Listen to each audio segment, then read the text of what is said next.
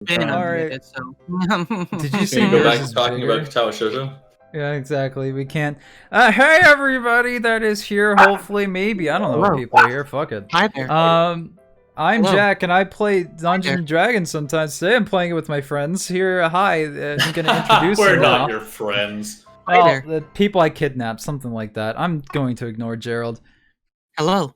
Starting Hi from there. left to right. Stop! again. Shut up! Jesus, not this again. Starting from left to right, we have Zaltu playing Castor, the dark side of Tal. Moving on, we have Chef playing as Clayton Draze, the right hand of the gunslinger. Coming up next is Gerald playing as Lucius, the devilish bard. Hello. Hi there. And finally, but last but certainly not least, Spooky playing as Simon Nikiforov, the Russian spellslinger. Hello. Last time we had left off, the party had, well, Clayton and Lucius were hired to track down a gnome tinkerer who had made off with a Theodore Grognak's shit. They managed to track him down and get all the stuff back. However, they came to the conclusion that the stuff that they had was a little bit more dangerous than they really want to be holding on to. Especially after meeting up with the information broker Lena and learning a lot of information about it. Though generally, mostly bits and pieces, kind of hard to piece together most of it. And we had ended up leaving out the session that the party had one day to kind of like get their stuff together before they were heading out to Wayfinder in order to turn in the job. So, without further ado, I'm gonna go ahead and get out of the way the logistical stuff. You guys had done stuff. You did things. We did. Prove it. And Clayton, after you were, you didn't buy the cart yet, but you figured that you would have some time in the morning to do that, which absolutely you do. So you mainly just got the barrel and feed. However, after that, you're like, you know what? I'm gonna go gamble. And you did. And you gambled a total of 6 gold pieces throughout the night on a table that you managed to get yourself invited to somehow. However, you did pretty bad, unfortunately, and lost half of your bets. So you get 3 gold back from that, from the 6 that you removed from betting. You didn't do so bad. You lucked out a little bit. You could have owed people money. I saw the rolls being, it was like a 5, an 8, and a 15, and I was like, today was not my night. Yeah, I can actually go ahead and bring up the rolls that I did. So, in order to determine the difficulty, the first one was 15, the second one was 20, and the last one was 14. So just barely you managed to get 1 success. Woo! Yeah, crazy, right? So now that that is out of the way, we can move on to a couple things. Castor, you built something. It's up to you whether or not you want to share it. I mean, it's pretty visible physically, but what it does is not necessarily clear. Also, what the fuck should I call it on my character sheet? Whatever you fucking want. I don't care. I've begun my path down the lemon-based combat. Lucius, you decided to go out and pick up some supplies, including, but not limited to, a map you managed to track down and find for traveling westward. You and Clayton used the compass, the magical compass that you had got to track down Dreavis, so you didn't necessarily need to make any navigations rolls to find him. However, now that you're trying to head back to Wayfinder, you got yourselves a little turnaround, so it's nice to have a map to help with navigation rolls. And what that does mechanically is it gives you advantage on navigation rolls to who's making those navigation rolls in the wild. So you hopefully won't get lost as easily. Which is really nice. Let's see here, what else? As nice of a guy that I am, and as kind of a thank you, whatever we want to call it, I happen to notice that some people might be potentially thirsty on their trips. So I picked up a nice little water skin and filled that up for you, good old Castor and Clayton. I have plenty of lemons. I do not require your water. Lemons do not hydrate you. Lemons do not. The opposite. You a water skin. Now drink this cactus juice. Now, Clayton, you got a barrel, and you managed to find a place to fill it up, which didn't cost you anything. So you just had to pay for the barrel. You want to know something? It's just occurring to me now that I did not ever buy a water skin in my equipment. So thank you very much. No, I did not. You know, okay. I do now. Just a just a little thing, like the rules say, like usually state that like a day you're gonna need a gallon of water per person per day. Just doesn't have to really go into that, but a water skin holds 4 liters, which is half a gallon. So just letting you know. That's 100% bullshit because I drink like 1 glass of water a week. And I know I'm that you perfectly do. I don't know how you're alive. So let's move on. Well, I mean, he's also not adventuring. That's true. In the West. Okay, so on top of that, we're gonna go ahead and just switch music just temporarily. So which character gave me the water skin? Lucius. Lucius. Okay. Thank you, Ken. The bartender. Simon. Yeah. Simon. I changed my character's voice, by the way, because I kept falling into Brit or Western accent when I definitely shouldn't be. So now I'm Moira. From Overwatch, great. The Overwatch team.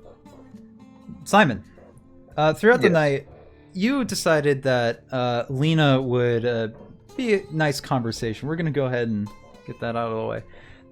While you were sleeping during the night, it wasn't necessarily anything keeping you up, but you did find yourself a little black for sleep. So for the time being, you decided to go down to the lower floor of the waterway and get yourself a drink.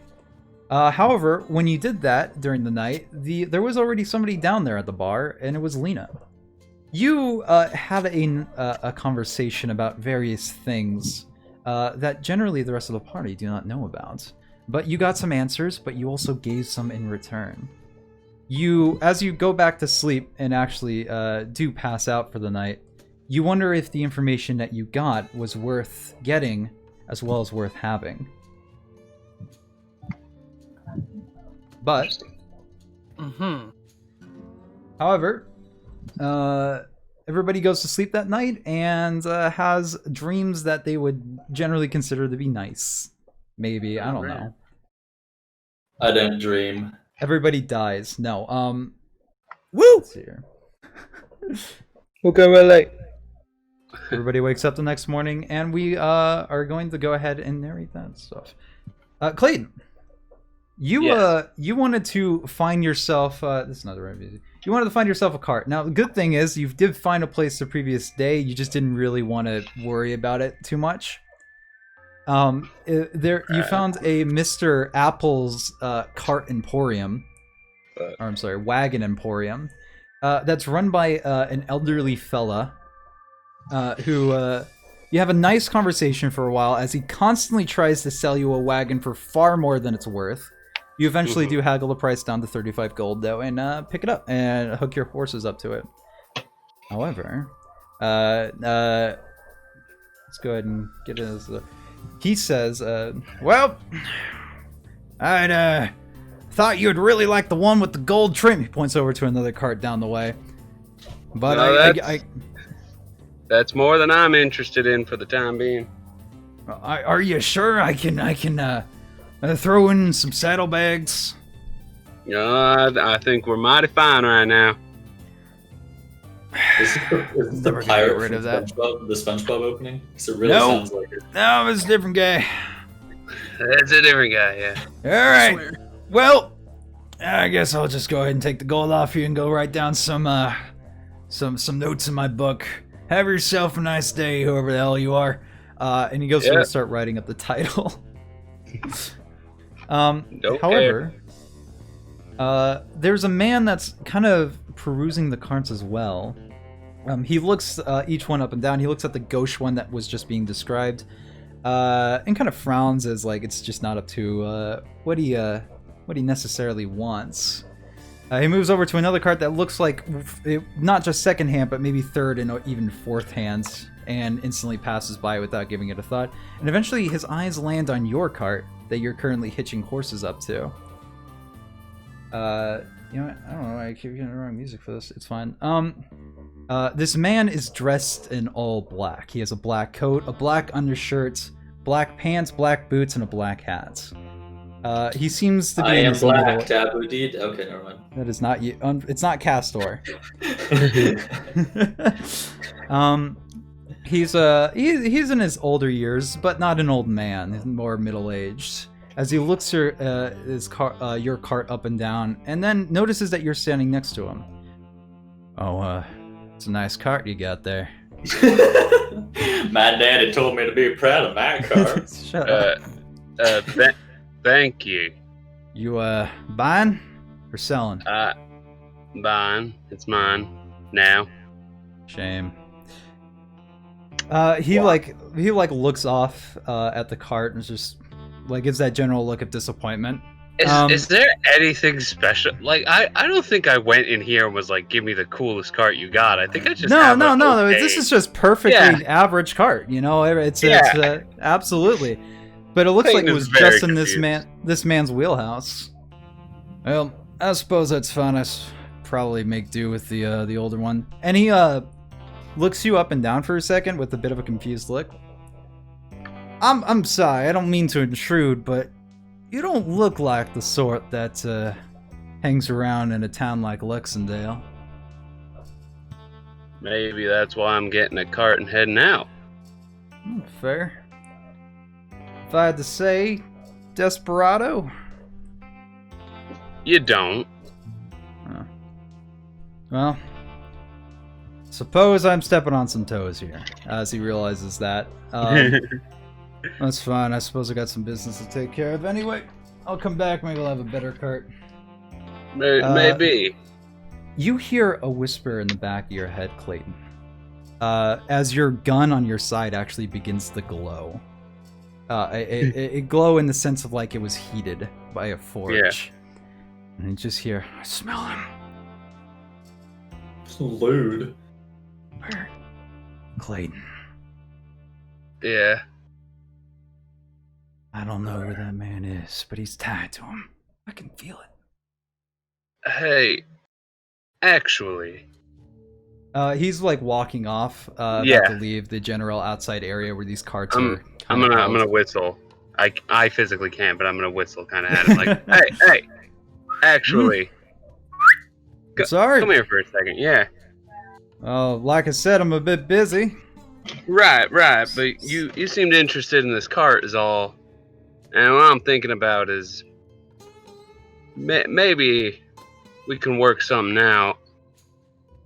Well, I'd be much obliged. I gotta carry some folk over to a different town. I was hoping to do it with a bit lower profile, but not. He slightly kicks the shittier cart. Not quite that type of profile. And one of the wheels instantly breaks off of it. Oh, that's unfortunate. So, here's the thing. I'm gonna ask you one question. Alright. Suppose that's only fair for me stepping on your boundaries. You give me a solid answer? Maybe. Depends on what the question is. Card's yours for 40 gold. Really? I'm gonna move a little closer. Like, just not like into like intimate space range. So you're approaching him. Just kind of like. The closer you get, the hotter your gun begins to glow. Yeah. You smell that? Smells like burnt leather. Smell it all the time. Where? Must be you then. Where is the mysterious stranger? I'm sorry. You know, some guy comes into town. Stranger mysteriously. Asked to make a deal. Some poor folk ends up catching the back half of that deal. I'm sorry, sir, but there's plenty of people who make deals all the time, and there's plenty of mysterious strangers all around. He looks at you. I'd say I'm talking to one right now. Now this one's just a little bit different. A friend of mine caught this deal pretty bad, and I get the feeling like you might know what that's about, or at least sympathize. Well, I wouldn't say that I'm one to shy away from a deal here and there, but I'm sorry.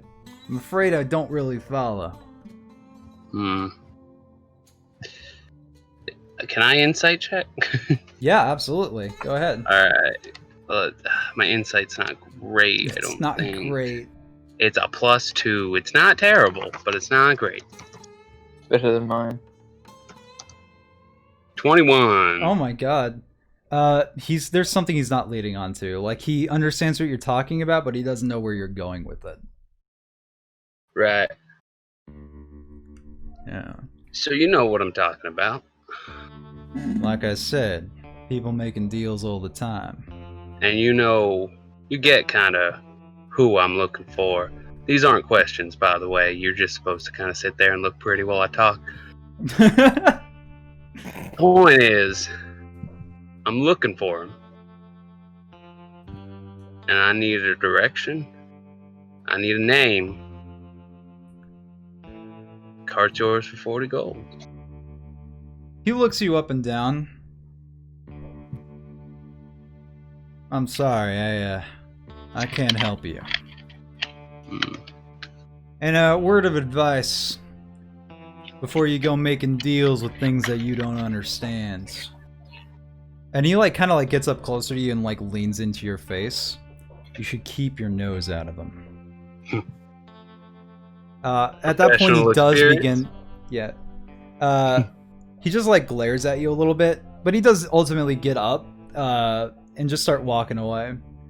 If you do meet your mysterious stranger, do me a favor. Don't get yourself hooked up in anything you don't understand. The only thing he says, I put down is phonics, sir. He like kicks the gold, the cart with the gold trim. This'll do nicely, and then leaves. And in the back of your head, you just hear, "What are you doing? Follow him." Could be an ambush. Fuck it, and I'm gonna follow him. Okay. Yeah. That mental thought of like, wait, this is a bad idea. Ah, shit, here we go. Alright, so if you want to follow him without being seen, that's stealth checks. Yep. Yeah, we'll see how well that goes. I'm proficient in stealth. That's good. It's a 5. It's a 12. It's a 12. That might just 12. Do it. That might do it. Hold on. Oh.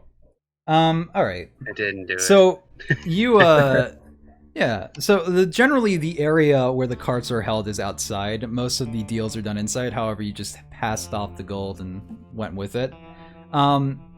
You did, and you see him walking down, like, various marketplaces on these stone streets throughout these various houses that twist and turn into, like, various alleyways. While you're following him, you do realize that he stops for a moment, and takes a harsh turn. And when you try to go catch up to him, you realize that he's making another harsh turn just at the other end, like he picked up the pace. And when you try to follow him from there, you do begin to lose him. Damn it.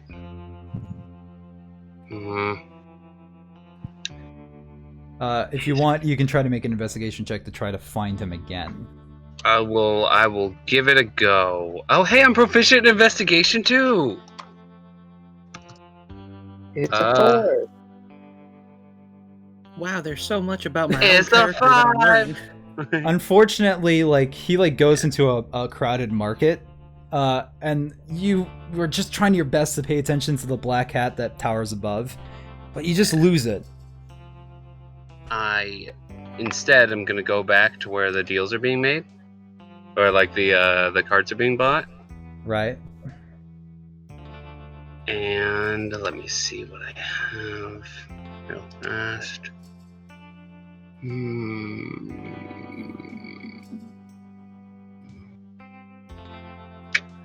Okay. I am going to I'm going to mark his cart. You're gonna mark it? With what? Yeah. I'm just gonna try to like get my dagger and like go like sneakily like underneath it, just kind of like make a little like indentation, like a mark that I can know. So that if I find a cart like this again, I can check to see if this is the one. All right.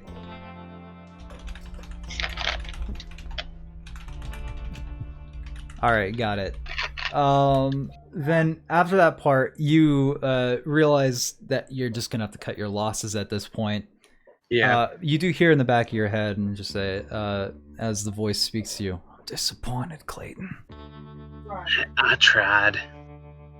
I can't exactly be pulling out guns and firing off every town we go into. It's a marathon. You know, you get it. Not a sprint. Alright. Maybe Try a harder T-Mobile. next time. Yeah. As the voice fades from the back of your minds, you finish marking the card up, and just what's the mark look like? Is there anything specific, or is it just like a cross? For this specific one, I'm just gonna do 6 dots in a specific pattern. Okay. Yeah. All right.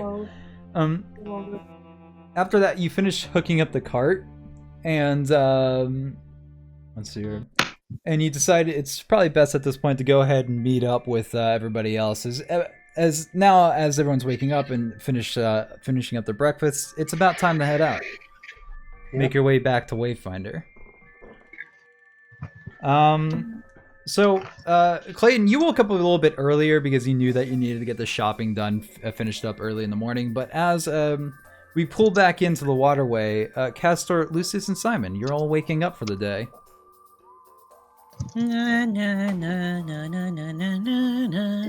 Disney princess it, and there's like a little bird on my windowsill. Simon shoots it. Yes, bird, get out of Do here. not blow cover. If you want, Do not blow cover. Is there any particular way that you three would wake up? Like, what's your morning routine? Well, as a Disney princess, I usually have a perfect appearance out of bed, and I'm singing a little song to the birds. All right, it's a bard. I buy it. Simon wakes up, and he's got like severe bedhead, but he doesn't even touch it. Like never bothers to really change it at all, and he just like throws on his coat and then just kind of looks back on his head. And he just looks in the mirror for a little bit, like kind of disinterested in his own face, and then just gets up with his boots on. All right. What about you, Castor? I sleep in Lotus, so I just kind of stand up and walk out. You all walk outside, and you meet up with Clayton, who has just hitched the cart and brought it out front. Outside as well is also Lena and the barmaid that was at the front last time you were awake. Lena speaks up. If you ever need anything again, by all means, you can come by here, and I'll give you any answers you want for a price, of course. Yeah, we got the spiel. The barmaid goes to shake Lucius's hands, like, thanks so much for... I'm sorry, that's the wrong voice. Thanks so much for helping me out. I learned a lot from you, Lucius, and I hope I can do this bar proud. Yeah, well, try to keep it up. We don't want this thing going back into the dirt now, should we? I wouldn't want that. I'm pretty sure my employer wouldn't want it either. She looks over at Lena. Well, you best be heading out now. Your employer shouldn't have let it get that way.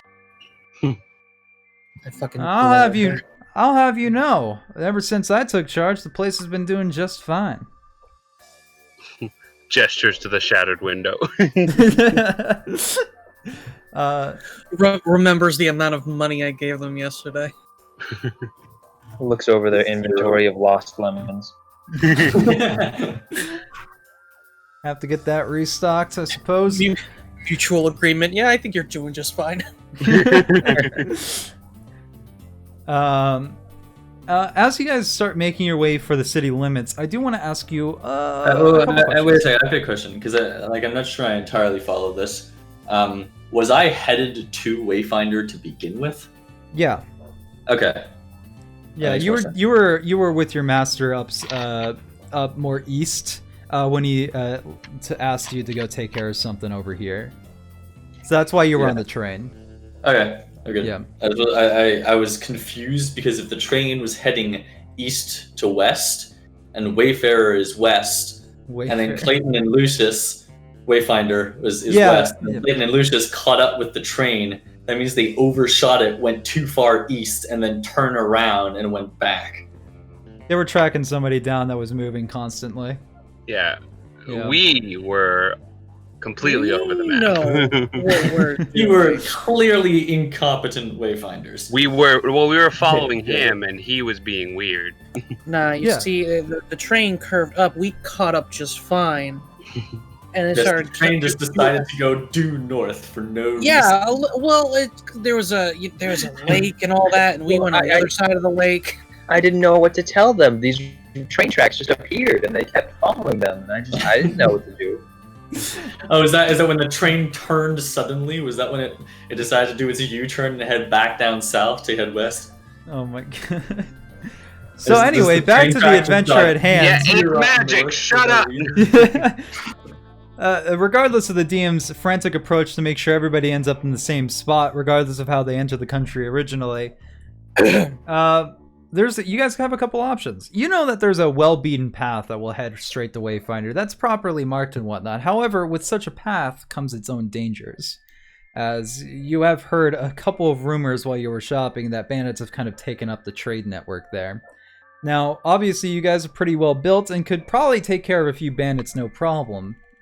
Pretty well built, yeah, I'd say so. However, if you decided that you wanted to forego that type of conflicts, you could also use your map to just go ahead and navigate down the Wild West and take a similar path that would take the same amount of time but isn't well traveled at all.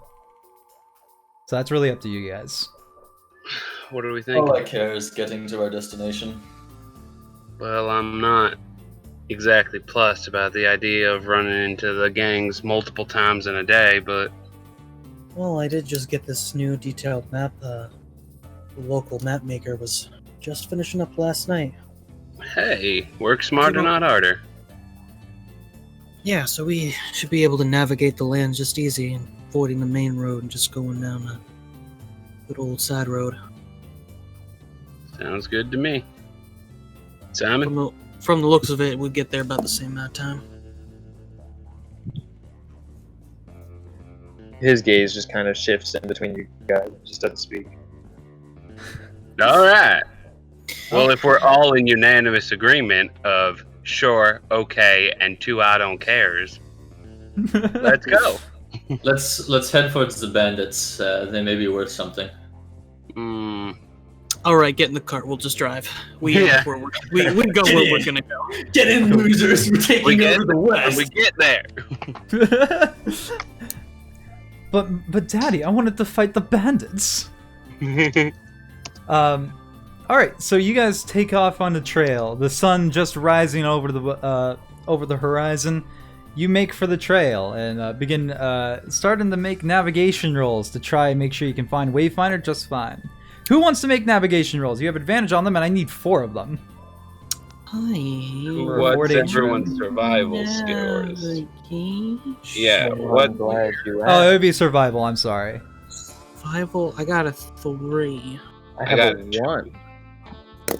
I'm You're sleeping proficient in with the survival. cart. Or rather, meditating. Correct. He also has a -1 to his wisdom.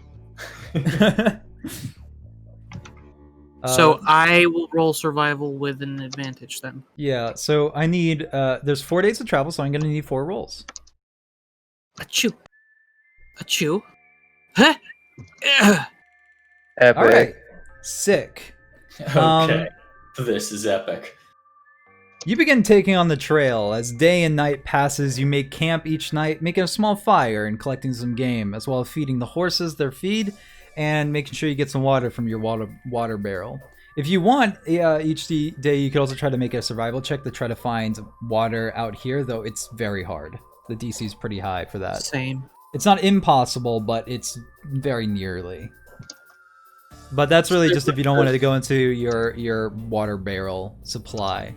Lucius, how long does this cactus juice stay potent for?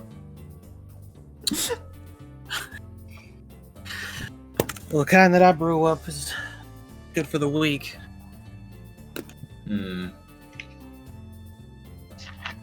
If I can, on our last night, I want to see if we can stop near some cacti so I can harvest some cactus juice. On your last night? Alright, then absolutely we can account for that. You begin making your trek down the... Yeah. So while you're making your trek, you during a days of travel, you start to realize, like your third day in, you feel a little off, but you're not entirely sure. It could be nothing. However, later that day, you do eventually run into a overhanging rock that has 4 jutting crosses, supposedly makeshift grave markers overlooking a hill. A small glimmer can be seen from one of the crosses. What do you do? I approach to see what is glittering. As you get closer, you absolutely see what's up. There's 4 wooden crosses that seem to have just been makeshift. None of them have any names on them. However, the one that you saw has a necklace with this yellowish, orangish gem in it. I take it. Okay. If you want to go ahead and make a roll using your jeweler's kit, you can actually, like, not even just using your jeweler's kit, just the information, so you can use your proficiency in your jeweler's tools to try to figure out what this gem is. Are we robbing graves now? I mean, the dead have no purpose for physical needs. Graves generally weirdo aren't. doing? Graves usually aren't for the dead; they're for the living. You have no idea what it is, but it looks shiny. Who knows? Maybe it'll be worth something in town. Maybe it's just plastic that doesn't exist yet. Maybe it's plastic. Maybe it might just be. It might just be like a worthless crystal made to look like it's valuable, but you honestly, like, you don't know. Maybe you didn't see this particular type of gem when you were practicing. Aside from the value of the gem, is there anything particular about the, like, is there any inscriptions on it? Any strange markings? Or you rolled a natural 1, so you don't see it. I pocket it. All right. Assuming nobody has any problems with that, the party goes and continues on their way. Lucius frantically looking at his map and up, and he realized that rock was... Hold on, that rock was supposed to be over... You've come to the conclusion, Lucius, that you got yourself lost. How? What color was the gem? At least? It was this yellowish, orangish color. It's like amber color? Maybe. Like I said, natural color. 1. Amber You don't color. know natural 1. Amber colored, yes. Yellowish orange is also known. You don't know what colors There's are. a few colors. You There's a few lost. gems like You that. went colorblind just from looking at it. Oh God! A colorblind, I keep my eyes closed at all times anyway. colorblind jeweler sounds. Oh, Terrible. that type of monk. How the hell did we get lost on this schmancy fancy new map, huh? You're looking at it and you realize that, yep, you went 10 feet the wrong way, and now that a couple of days of travel have passed, you ended up going off by a few miles.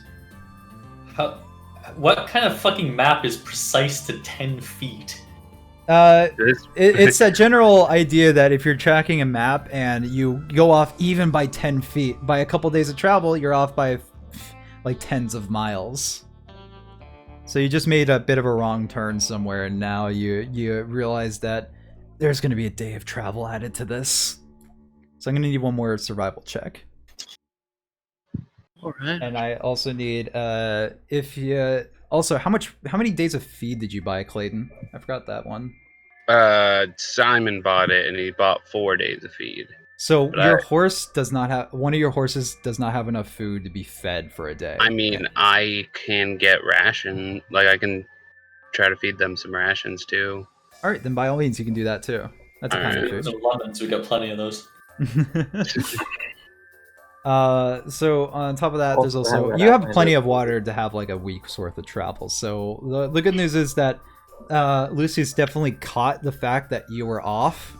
However, it still is like by the time that happened, it was a little too late, and there was an extra day of travel from town. If you guys want, there's definitely the idea that if you guys want to have like a small roleplay event while you're camping out one of these nights, we can definitely play that out. this game.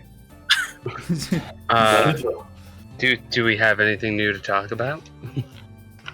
Maybe. Who knows? Can I take one of these nights to take the necklace out again and inspect it more carefully?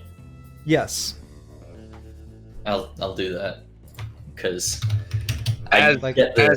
As a man who has stolen a bunch of shit, can I help Castor figure out what gem this is? Yeah, you can go ahead and provide him with have advantage. Only one person can provide a person with advantage. Alright, I will give him advantage. We as I all just get kinda in a scoot over. circle and then give each other the advantage. That's a 21 and an 11. The 21. Anyway. A 21. Alright, you absolutely are able to tell that this gem is a citrine. And is thus making the necklace worth about 50 gold. Alright, well. Gold is worthless. Is there anything about citrine that I know? It's a precious gem that's worth about 50 gold to most people. Alright, so it's worthless. It's Well, to worth you. about 50 gold. No, hold on. Worth is intrinsic, I understand this. Good. Not everybody finds the same worth in things. We do. Slide that back in my dick pouch. Make sure no one steals it. Never say that phrase again. Clayton is generally a talker, so if there's by the campfire, he'll just be talking. Alright. It's whether or not anyone joins in this crew of listeners. 1 second, I'm just setting up a few things real fast. Castor would not join in unless there was something to join in to begin with. So. Well, I mean, he'd just be around the fire telling stories about problems and crimes that occurred that may or may not have involved people sitting by this fire. The names have been changed, and any similarity to persons living or dead is purely coincidental. Yeah. So yeah, And then do you guys he. do you guys want to go ahead and have yourself a little talk throughout the night? Is that what's happening? I'm just clarifying. Maybe we can. Clayton's gonna ask questions of people. Castor is not going to answer anything personal. Alright, fuck it. Bonding night. Let's go. Yeah. Alright. Alright. Then here's what I need to know about a couple things then. Let's see here. Throughout the night, I'm just getting a few things set up. I'm going to need... No, I can figure this out by myself. Oh, sick. Is there anybody taking watch throughout this night? Anybody that's just straight up, I don't want to take watch? I assume we'd all take like 2 hours of watch. I think the minimum amount of sleep that you need to not get exhausted is 4 hours or 6 hours. You have to have 6 hours. yeah, it's 6 hours of sleep. So it takes 6 hours, and then the rest of the time would be spent meditating, which is technically on watch. Yeah, as long as I'm just hearing whether or not you guys are on watch. If there was like particularly somebody that was like, "Fuck you, I'm not gonna be on watch," then it just means I'm rolling a different die. No, I think if we all take watch, then we can like spend 8 hours of time and all get 6 hours of sleep in total. All right, then I'm gonna go ahead and bring us over to this map real fast. Oh, fun! Tutorial fight! Tutorial fight! We already had a tutorial fight. Yeah, some of us did. Because you didn't participate doesn't mean it wasn't the tutorial fight. That's not how that works. It is with fucking circles. Oh, that's lighting. That's where our fire reaches. Lucius and Clayton can see much further than the fire actually reaches because of their dark vision. However, Castor and Simon can only see as far as the darkness shows. It's really nice. So like we see it weird and they don't. Yeah, they just see like a normal fire. Simon's got terrible perception. He can only see in like a 5-foot cube around him. Clayton, you are currently the one that's just generally like up for a bit while you make sure nobody's trying to fuck with you and your group. You begin looking around, and I'm gonna need a perception check. Alright, here goes. It's not a hard DC. 12. 12? Yay. Let's see here. Yeah, they're not even trying. You hear some shambling of sands, but it doesn't sound like the even footsteps of somebody of their right minds. Castor, Simon, and Lucius are currently trying to get some rest for the night. So if you guys, where would you guys be on this map, by the way? Would anybody be in the cart? Would anybody be by the fire? What's up here? Probably by the fire, yeah. I would likely not have moved from my position of travel, which means I would still be on my seat in the cart. All right, In you're Lotus. over there. Yeah, so everybody else would just kind of be huddled around the fire. Clayton's the only one awake right now. As you do notice from about over here, you begin to peer past the horses, kind of stepping over Lucius a little bit. And you see As a third horse.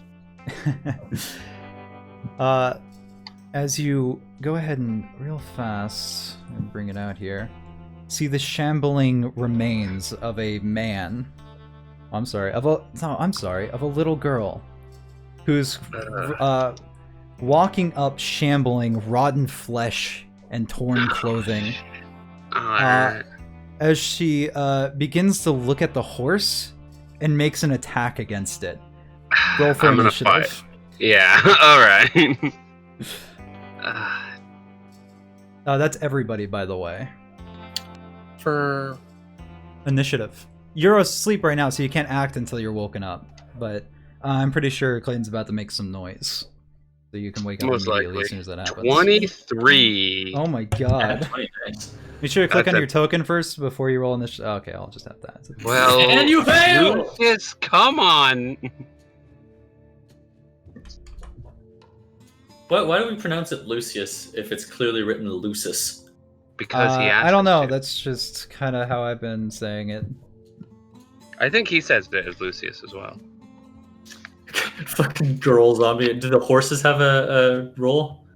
They are not combatants, so they're likely going to not really worry about There's a this. 50-50 shot of people awake that would have destroyed her on the spot.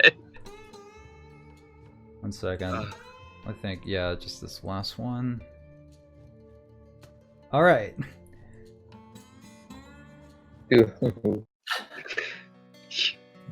What's the ruling on initiative ties, DM? What do you mean? Initiative Well- ties? It depends on how it is. If it's player versus DM, I usually let players go first. Cool. If it's player and player, I let them decide amongst each other. Cool. Alright, so Clayton, she has not had the chance to attack yet. You are not surprised by its presence, so I want you to go ahead and tell me what you do. I'm just gonna draw the gunslinger piece, and I'm just gonna fire. I'm gonna take a revolver shot. Alright. Because one, she's clearly already gone. And two, she's attacking the horses. Oh, yes, So, like- yes. And we can't lose them. Plus, That's not a I'm good just idea gonna- to lose them, yeah. Just gonna pretend that one's my horse too. We're just extra like, fuck off. 20 to hit. Oh! Yeah, absolutely. Go ahead and give me some damage. so how do you want to kill her? Unfortunately, zombies are a 9 little points. bit tougher. 9 points of damage. 9? Alright, 1 second. You instantly draw your piece as soon as you see the shambling corpse of this little girl and instantly put a shot right between the heart. Right into the heart. The loud crack of your gun instantly wakes up everybody around you. Lucius, Castor, and Simon, as well as the sudden flash of light makes known the other entities that are in the night at the moment. So I'm going to go ahead and bring them all out here to the token layer. As Yeah, you I notice, See, several other shambling corpses. One looks like a small boy, one looks like a woman, and the other one looks like a man. How many? Yeah. There's 4 in total. Huh. Does Convenient. the sound of Clayton's gun going off wake us up? Yeah, Yeah. absolutely. It's a gunshot 10 feet away from you. I'm playing it as that you are prone right now, so it will take your 15 feet of movement. Well, I mean, for Castor, it's a little bit different. Half your movement to get up, and then you can start moving around. So, Clayton, anything else you want to do on your turn? I could. Yeah, I'll Hexblade's Curse. Oh, can I Can I pretend that I Hexblade cursed beforehand on the little girl, or? You know what? Yeah, absolutely. What does that do? She just would have taken 11 points of damage instead of 9. So that's 2 more points of damage. Yeah. All right. And then now she's Hexblade cursed. So the gun, the crackier gun, sends a bullet flying through her heart, pushing her back a little bit. But ultimately, this is an undead creature; it doesn't feel pain, so it's still trying to shamble towards you a little bit. And the like fiery noose around the neck just kind of tightens and pulls a bit, and he's just like, "Ow, this is fucked up." All right, then the man zombie over here begins walking up over to Simon, who has not had a turn to get up yet, so unfortunately does have advantage on this attack roll. Mm-hmm. So let's go ahead and Good luck with this that. couple. Does 14 hit? Yeah, definitely. All right. Good luck with that. I shouldn't have said anything. Just the first one, the two points of bludgeoning hit you. That's not You bad. take 2 points of bludgeoning as the gun crack wakes you up, and this shambling corpse of a man walks over you and just starts beating down on you. It smashes against your body, leaving a bruise. Castor, that's your turn.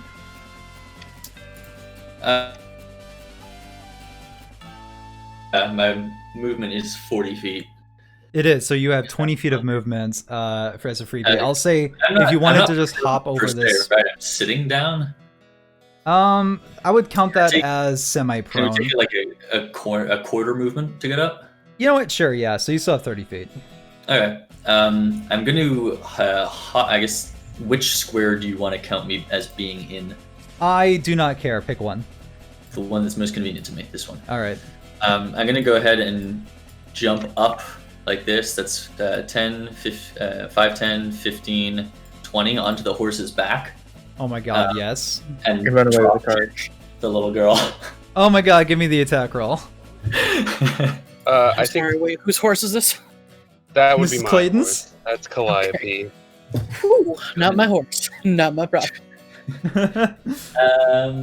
Where is Did the Wait. music stop? shit? Did it? Oh, yeah. It's still playing for me. Is it glitching I out for you? Forgot to put that back on. I don't have unarmed set, but I get the same bonus on my sunblade, so I'm just going to use the attack roll. Yeah, okay. It does not do 4 radiant damage, though. Yeah. It does a d4, if I remember correctly, plus your dexterity modifier. Correct. 19 absolutely hits, by the way. Easy. Awesome. And I will see. So that's 1d4 plus my not my proficiency, plus d4 plus 3. It rolled a d6. Yeah, but it was a So D4. 5 damage. Alright. So that's 5. You kick off the barrel onto the head of the coach, jump onto the horse, and then with a flip, drop kick the girl down to the ground, dealing 5 points of bludgeoning damage. You basically kick its arm and dislocate it, shattering the brittle bone inside her skin. Anything else? How heavy does this person seem? It's a little girl, so it's like no more than 100 pounds. It's way less It's than a 100 child. pounds. It's a Yeah. child. Can It's a child. I So the use? suplex is possible. I was thinking something along slightly different lines. I do have an extra attack as my bonus action because I'm a monk. Yeah. Is a grapple considered an attack? A grapple is considered an action. Okay, then I'll just punch her again. All right, you punch her again. In the meantime, 11. 11 definitely hits. Go ahead and give me that a proper damage roll. 4 and 1. How do you punch her? Just like straight up, just after the drop kick. After I drop kick her, she should be on the ground. Is this gonna kill her? No. Okay. And like I said, I'd like to uppercut her and see if I can just fucking push her back 5 feet by doing it. That's a little bit more complicated, but for the rule of cool, I'll say yeah. I want to put myself between the horse and the chick. You should have the movement for that, right? Yeah. Yeah, I do.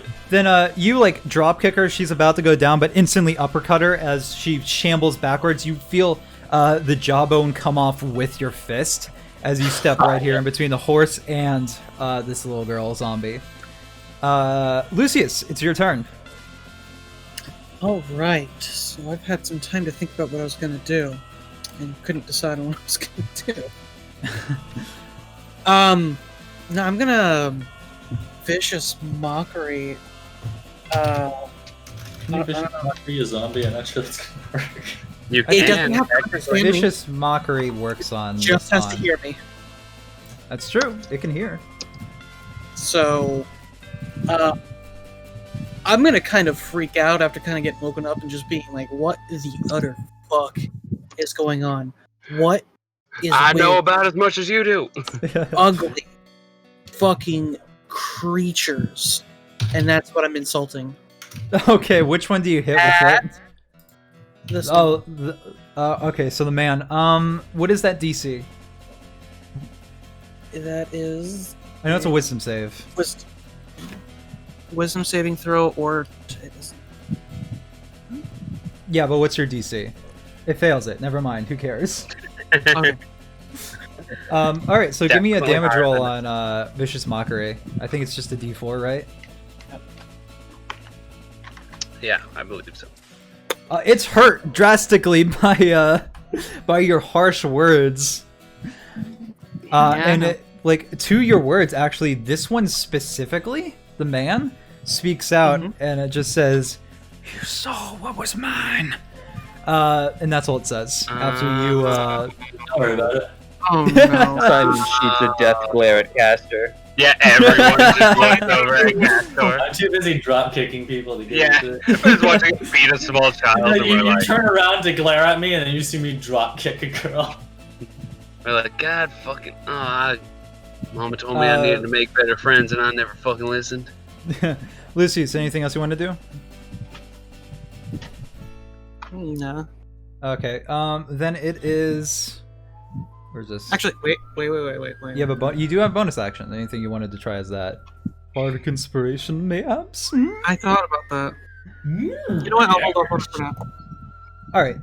Then this zombie over here starts shambling. So you're 5, 10, 15, 20. About this far.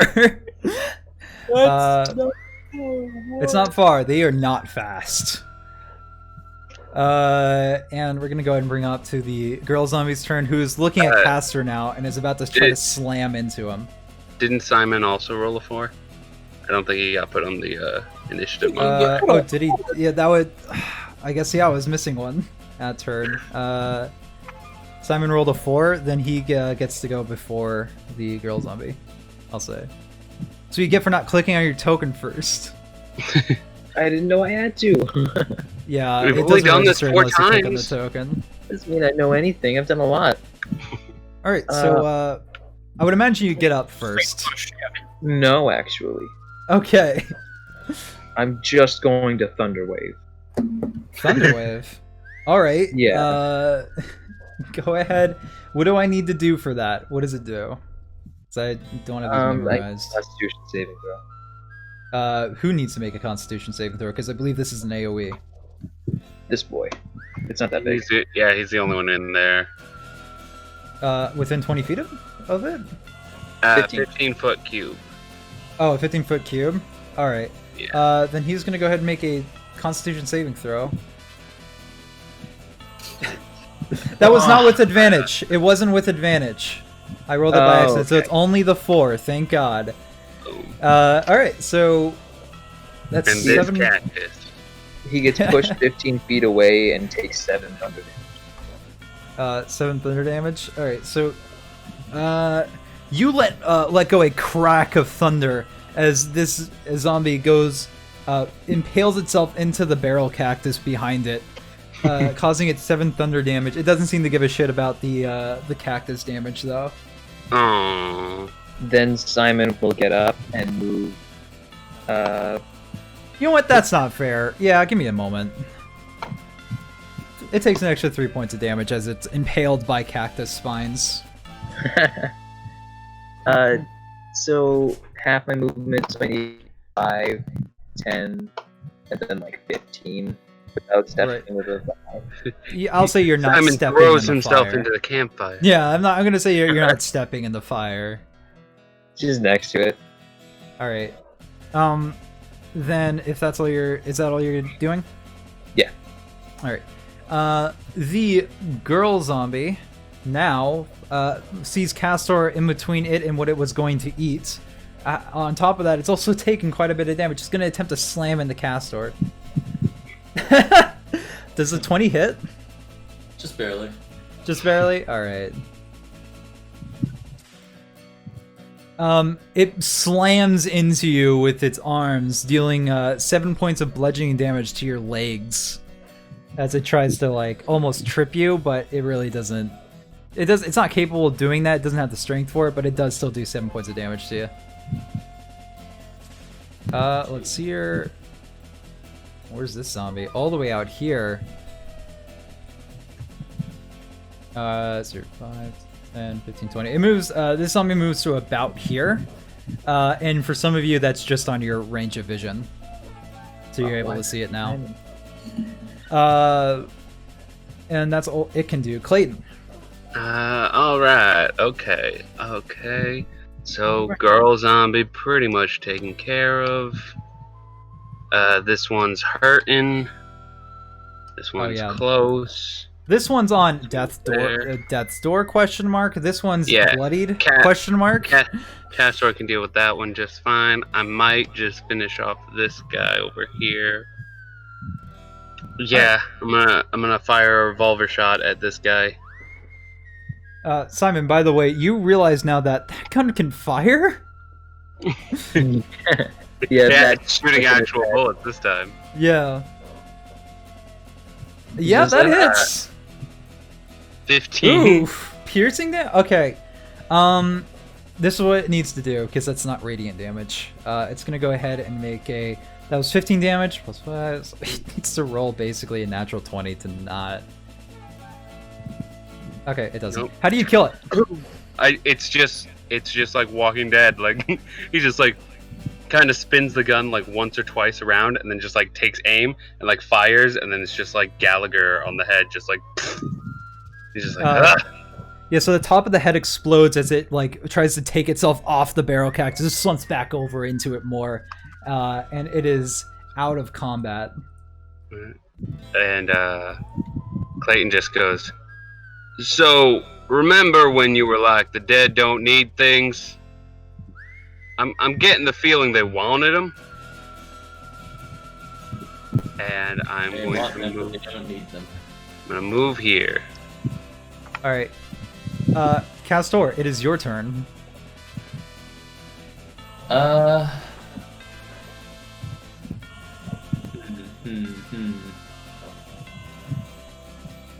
gonna try and I wanna grab the little girl and just chuck it on Orange Zombie. Oh, okay. The boy zombie, absolutely. So give me an athletics roll. Can I use acrobatics? No, this is more strength based. Fuck that then. Well, I can still grapple her, right? Oh yeah, but that's also strength based. No, it's strength or acrobatics. That's to get out of Acrobatics it. is to get out of it. Yeah, strength That's or right. athletics or acrobatics to get out of it. It's just athletics to do it. You sure about that? Yes. Yeah. Alright. I played a barbarian that just grabbed people for a long time. Alright, I guess I'll just punch it then. Okay. Give me Actually, an attack roll. Yeah, I'll punch it. Oops, I can roll this now.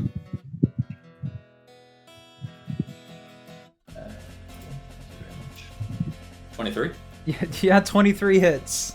6 damage. 6 points of bludgeoning damage. How do you do this? Is the heart that he shot still like? I knew it. I'd like to. I wanna fucking stab my arm through her chest, grab the heart, and just yank it out.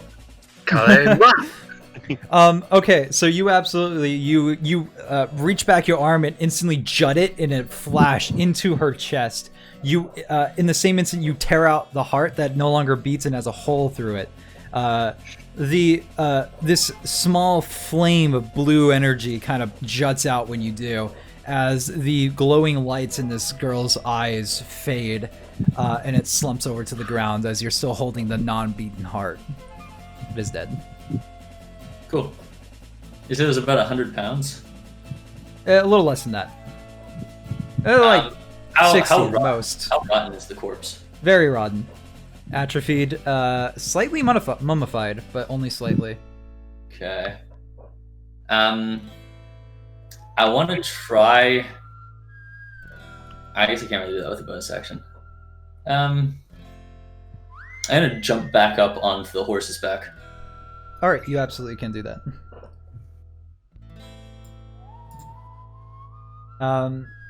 Is there anything else you wanted? I think you don't have too much range. I still have the yellow crystal installed. I want to target this guy with my yellow crystal power. Alright, absolutely. Then, Lucius, Yes, sir. it is your turn. Okay. So I am going to. Why is my stuff? Just shove Simon into the fire. Oops. So, a couple of these things don't work.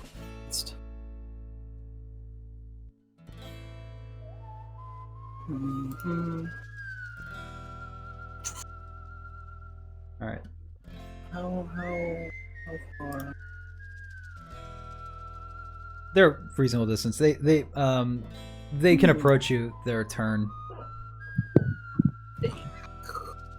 Good. I think I'm just gonna put vicious mockeries. Go ahead and remove the little girl from the initiative order. What's the game plan? Dissonant whispers at.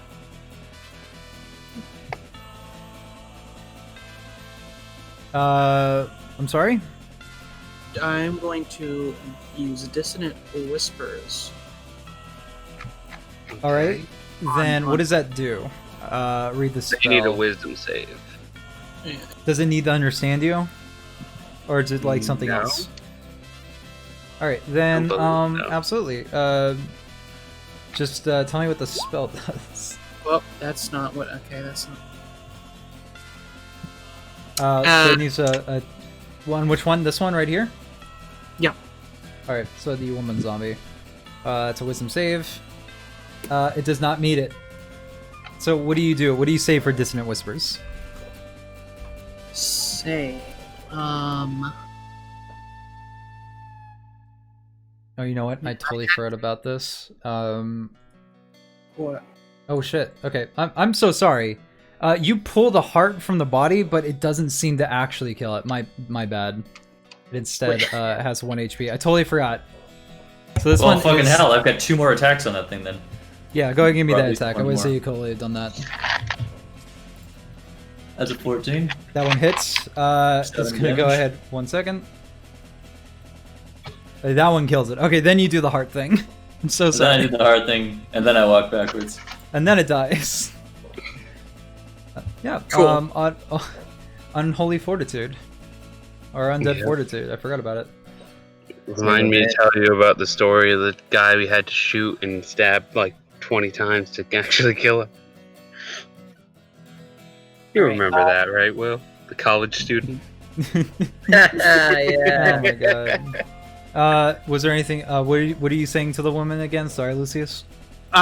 First of all, do I need to take an actual roll, or are we just going to use the roll that I accidentally whispered?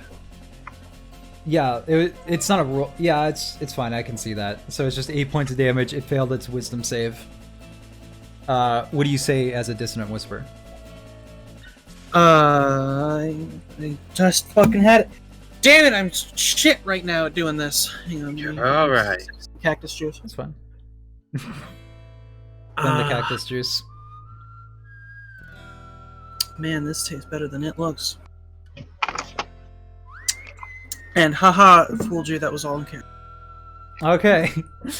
It recoils. It hurts by this comment. It like pats its rotting hair, and some of it falls out in a clump. And it moves as far away from me as possible. Is it feared?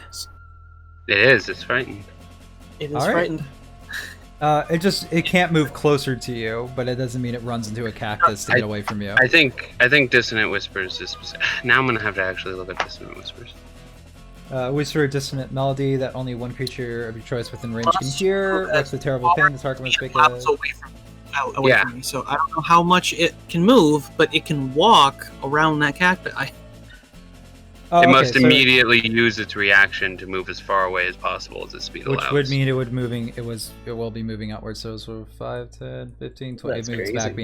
back behind the cactus. Alright. And how long does that Coward. last for? Is it just like... Just for this turn, I believe, because the Alright, duration so- is instantaneous. You successfully made it so that way it cannot... it cannot start walking back. It cannot attack anybody in this turn. Then... it is the woman zombie's turn as she walks back. She like and starts walking back. Yeah. More like, I'm not ugly. Simon. It doesn't say anything, but it just starts like as soon it looked fearful as a rotting face could, and then it just regained its composure and began walking back.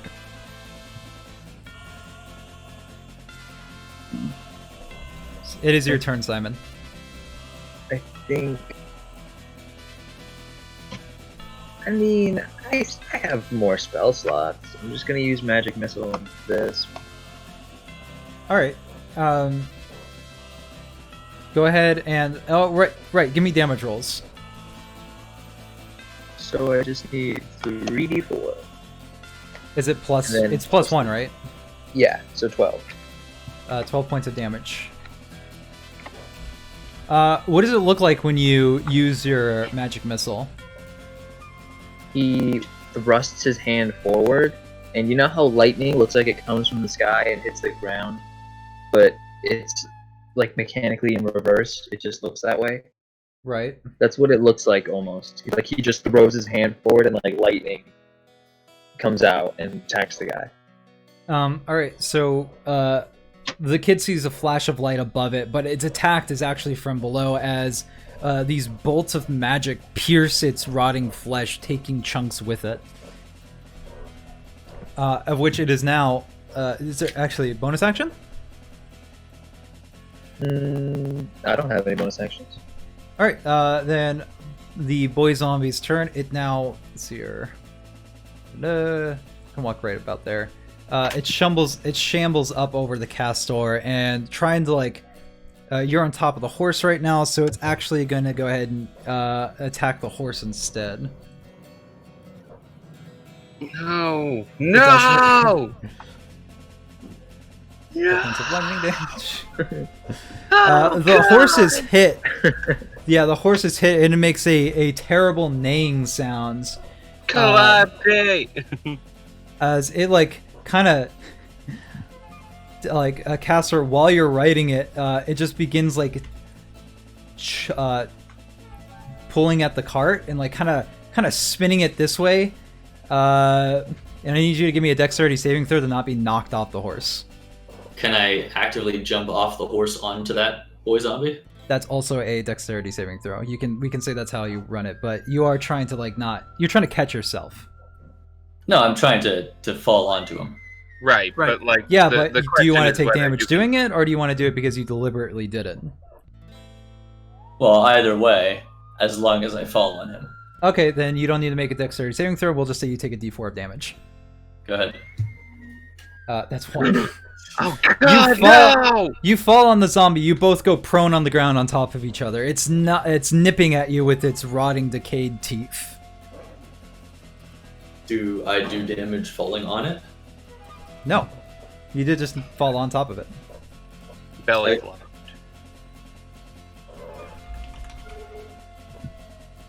flop. Let's see here. That was the boy zombie's turn, so it's Clayton's.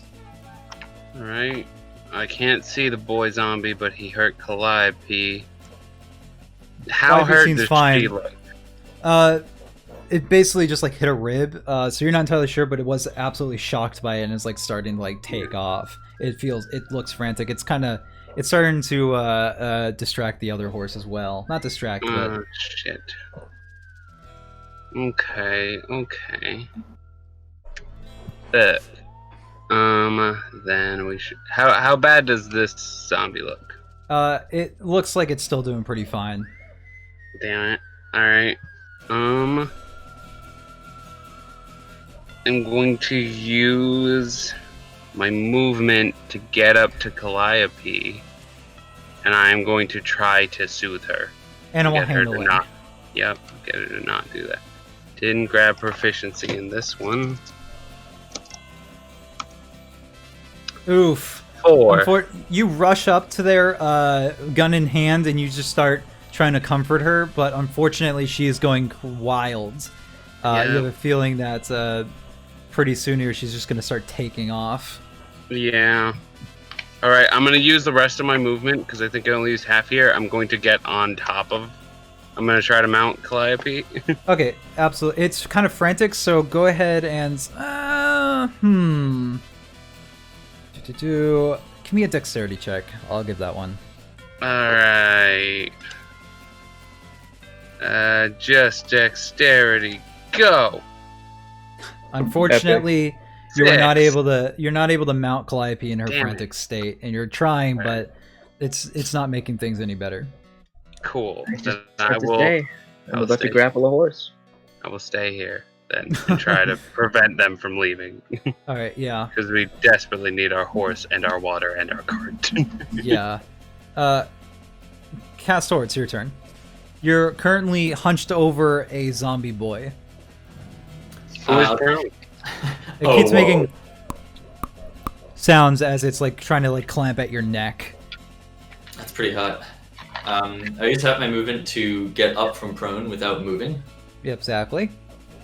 I go ahead and take a quick slash at it with my sword. You have advantage because it's prone. Oh, okay. So you're gonna activate your sword. Yes, I'm gonna activate my sword. Well, my sword is already activated, technically. Oh, did you activate? Oh, yeah, that's right. You totally did. So like this yellow beam comes from this this ornate sword handle as it lights up, and it actually has light. So 1 second. Oh shit! While you're holding it, you have a extra light source as the 15 feet of bright light and 15 feet of dim light out forward. Sweet. I totally forgot. I'm sorry. I didn't realize that that's what you did with the. It's just a cactus. All right, so you I'm have just gonna advantage on this attack. tap straight down onto his face. Let me go ahead and tap to the right thing. And Sunblade. I'm assuming that hits, so I don't need to roll the. Yeah. If you Highest want to one. roll advantage to try to get a crit, yeah. Okay. So, The one that does more damage and actually hits. all right. So let's see here. Yeah, it's radiant damage. So how do you do this? I want to stick it through. It's shit. Is this gonna act like a lightsaber and cut straight through everything? Please tell me no. Shit. I wanted to stab down into his head, and then just kind of pick up the sword with his limp body kind of dangling off it, and then just slowly tilt it at a 10-degree angle so that the body kind of slides off the end, and then wipe it clean. Okay. I'm just saying, You're like, the welcome to reason why touch you it. didn't do damage when you fell on it was because it already got knocked prone and you would have had advantage on the attack roll against it earlier. It just didn't seem like it was just felt like stacking against it too Sure. much. Yeah. Yeah. Let's hear. So you I'm sorry. You stab down into its head. Yes. You stab down into its head and like just kind of like wiggle it around a little bit and like zoom it up. I impale it, and then I want to like pick up the entire body with it still attached to the end of my sword. It does take some time for it to properly burn through it. Yeah, so it would And lightly let it slide, like tilt my sword downward and let it slide off the end and dump into the ground. Yeah, so as you do, this smell of rotten, burnt flesh fills your nostrils as you lift up the child, and its head just kind of like slightly burns off, like before it fully slides off your blade. The blade kind of like peers through the top of its skull as it burns through its face, and it just slumps to the ground dead. That's real hot. There's something really funny about like going into detail about how you slay a monster and immediately hearing the DM go, so this child... It is a zombie child. It's already dead. You're putting it out of its misery. So it's... Okay, it's technically This young boy you have now decapitated. It's your fault that you disrupted their gravesite, but yeah. It's their fault for not resting. Disrupting our Having campsite. valuables. Alright, is there anything else you do?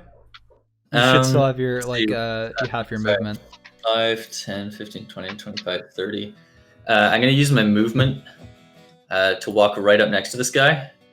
Okay. What time of the morning is it? It's still in night. It's like pitch blackness. Without the campfire and your sword, you wouldn't... oh shit, I did not give the light to the sword.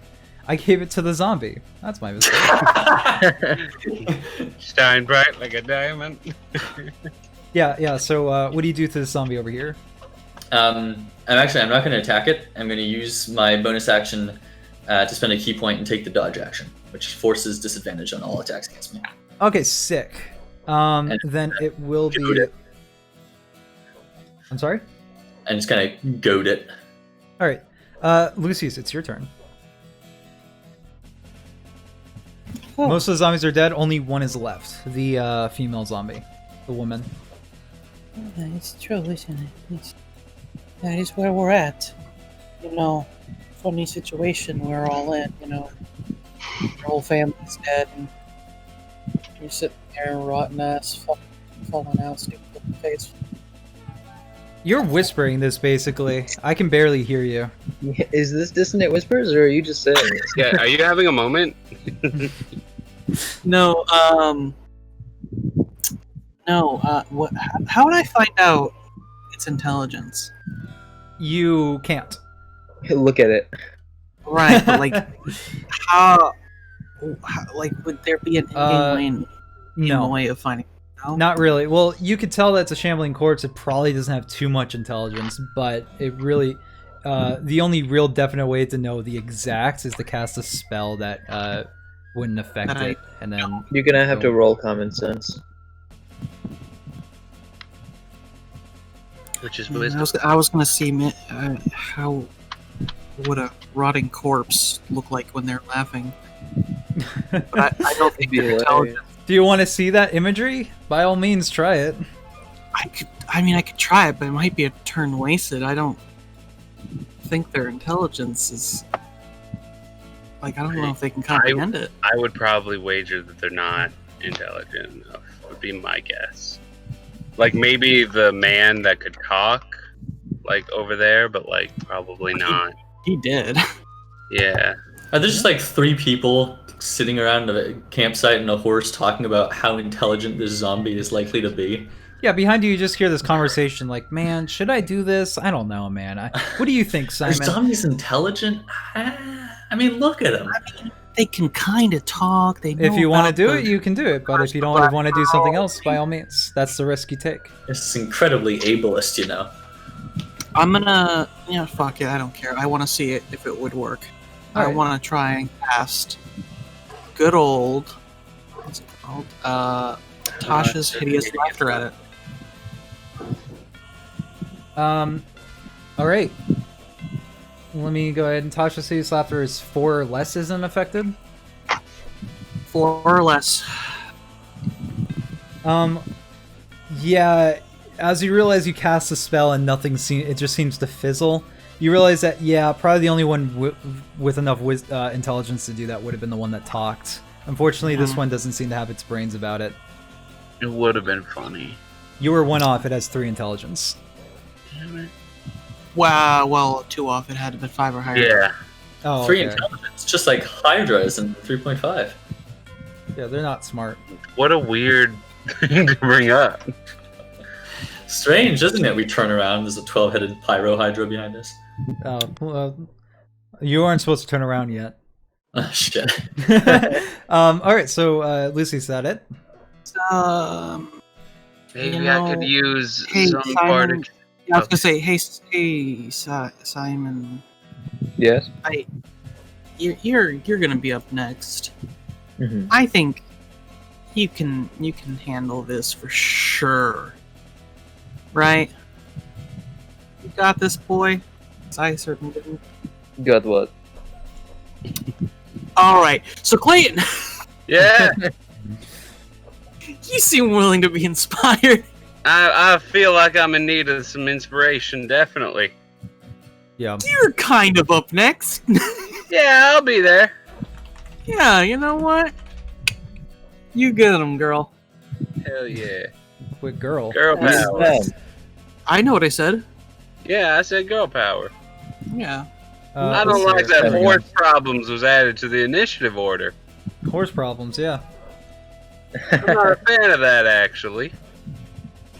Well, Anyway. All right, then. Enjoy a D6 on something that you do. Great. All right, so you have a nice little chat with Clayton, and he feels inspired by it. I had a nice little chat with Simon, and he was unfazed by it. Yeah. Castor, you moved up to the zombie. Now it has disadvantage on attacking you, but you're the closest shambling thing to it, so it's gonna go ahead and give this a The shot. zombie doesn't know that. It does not hit you. As I don't think it hits. you empowering yourself with your key, you manage to easily dodge out of the way of its slam as it goes throw its entire body weight on you, but you instantly jump out of the way and almost leaving an after image in your wake.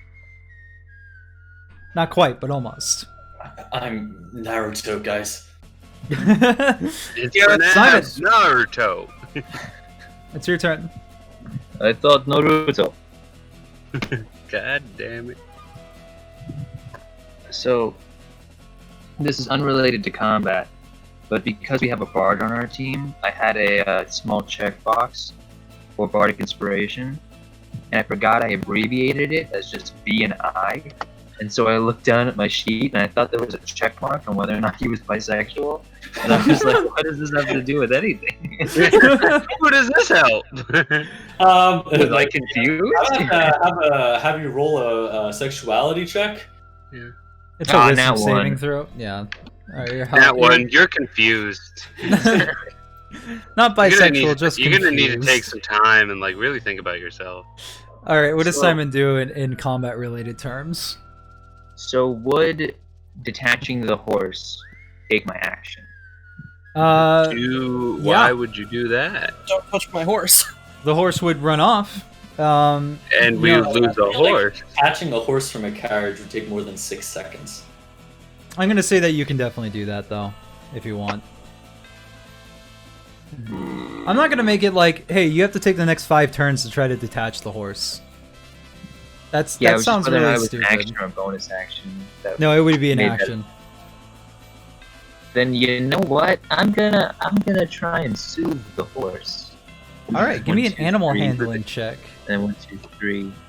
Well, don't worry about that. God. It's just a -1.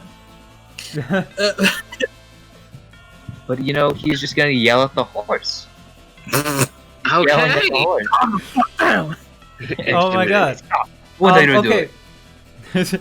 Using your Russian demeanor, you look directly into the horse's eyes. It's calmed, but not so much in a fulfilling way as it's just overtaken by your Russian sadness. He's has that yelling look. at it in Russian. Yeah, it has that look of yes, comrade. I am sorry. Duh. Нет. Сука, блядь. All right, so you managed to successfully calm the horse. Anything you want to do as a bonus action? Simon's gonna look at Clayton and just be like, "Why are you not being strict with it? It's a horse." He's Well, like, "There's no need for compassion. there's It always needs to not." She is a member of this team. I'll have you know. Almost ran away with the team stuff. She got a little scared. All right, there's zombies. You failed to calm her down. There are zombies. Listen. We will talk about this later when you have a horse. Clayton, you're All right. Well, if I'm not worried about the horse, I will move here and I will Eldritch Blast the this lady. All right. Absolutely. Hey, anybody else notice that the horses now have those Ushanka hats on? It's fine. Don't worry about it. I like vodka. Okay. 18. Oh, 18 definitely hits. 4 points of force damage. You let loose, you point your gun, the flames burst on either side of the barrel as energy builds up, and a burst of hellfire shoots out from the front of it directly into the side of the zombie's head, taking a bit of skin as well as a lot of its hair with it. As it's like a small impact, Castor, you can hear a crack right next to it. As its neck just kind of like shambles around, but it's still moving. And that's my turn. Castor, it's your turn. Arguing with Simon and then shooting. Yeah. Cool. I'm gonna go ahead and try and spring my sword around to decapitate this fleshling. All right, go ahead and give me that roll. That's a critical failure. That's not good. Okay, how does this happen? Let's see here. Do you want to play ball? How do you fail this? How do you fuck this up so bad? I'm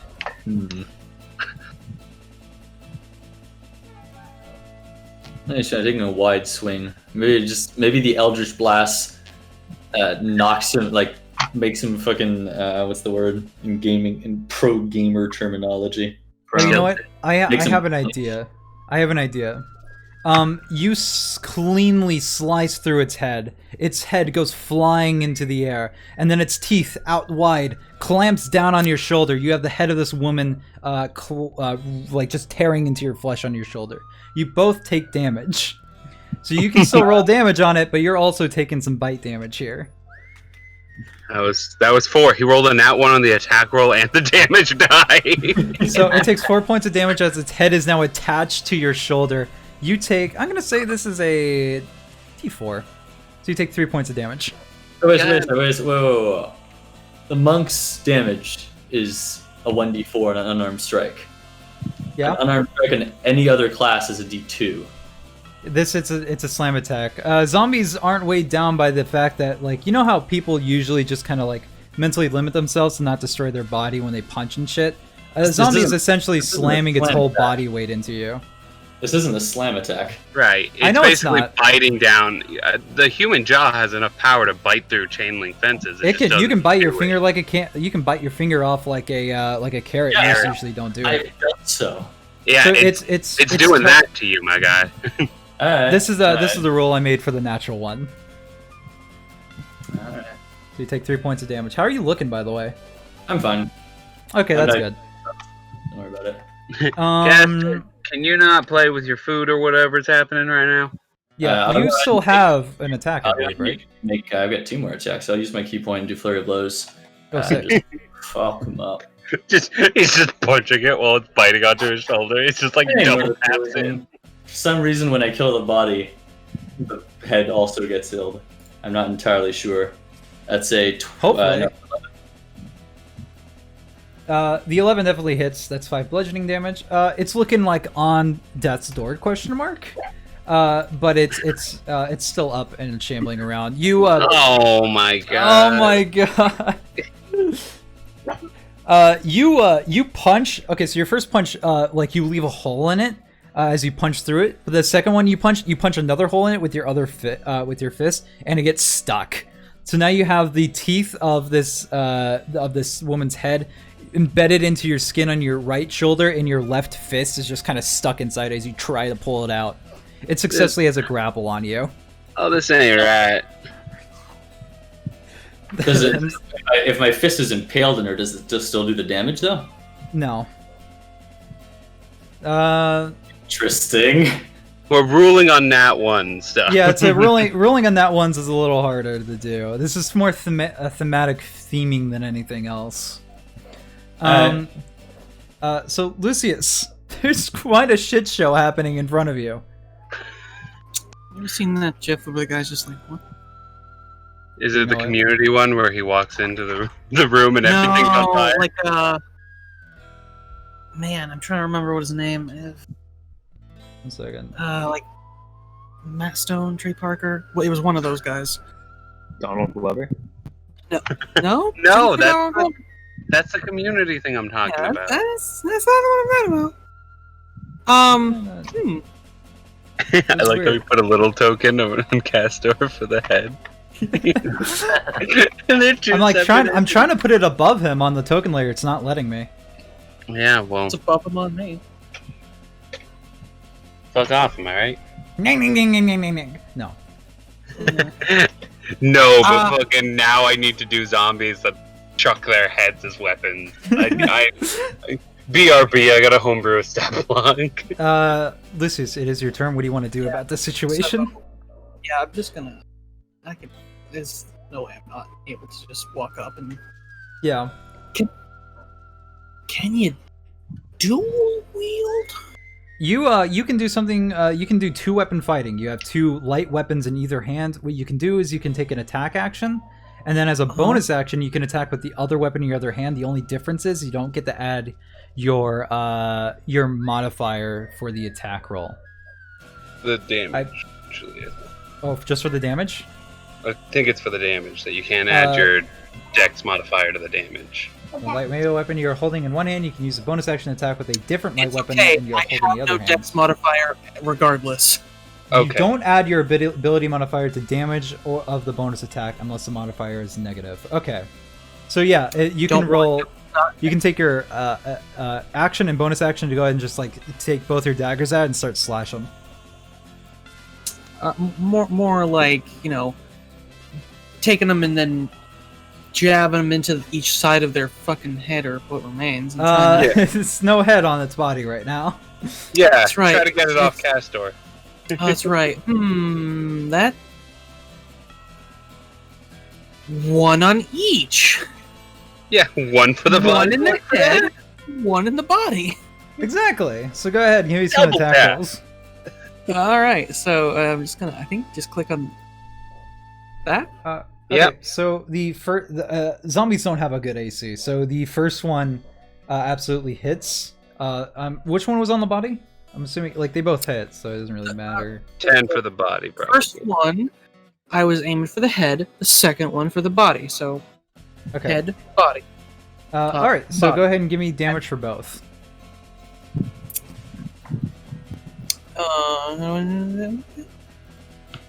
Say the head has about this much health. What do I? If you click on the dagger name, it should roll That's damage. what I rolled. Well, No, I you mean, click on in the name of in the dagger chat, like on if you chat. click on the actual part where it says dagger, like next to the +2, Yeah, under it should be your red. roll. It should. Damage type. No, no, Or- no. Just click No, it. in the Over chat. here, over here, In where in it was. chat, and not it's on a- your character sheet. In chat. Oh. There you go. Oh, So. yeah. Oh, rad. All right, so let's see here. They're both making. Actually, hold on. Yeah, so they're both making con checks real fast. That's This isn't gonna with die. disadvantage. So the first one definitely hit. Okay. So you attack the body with your dagger. How do you kill the body? I think the head was first, right? The head was first. Yes. the head is, I rolled with 10. Okay. Then how do you kill the head? By one swift shoom.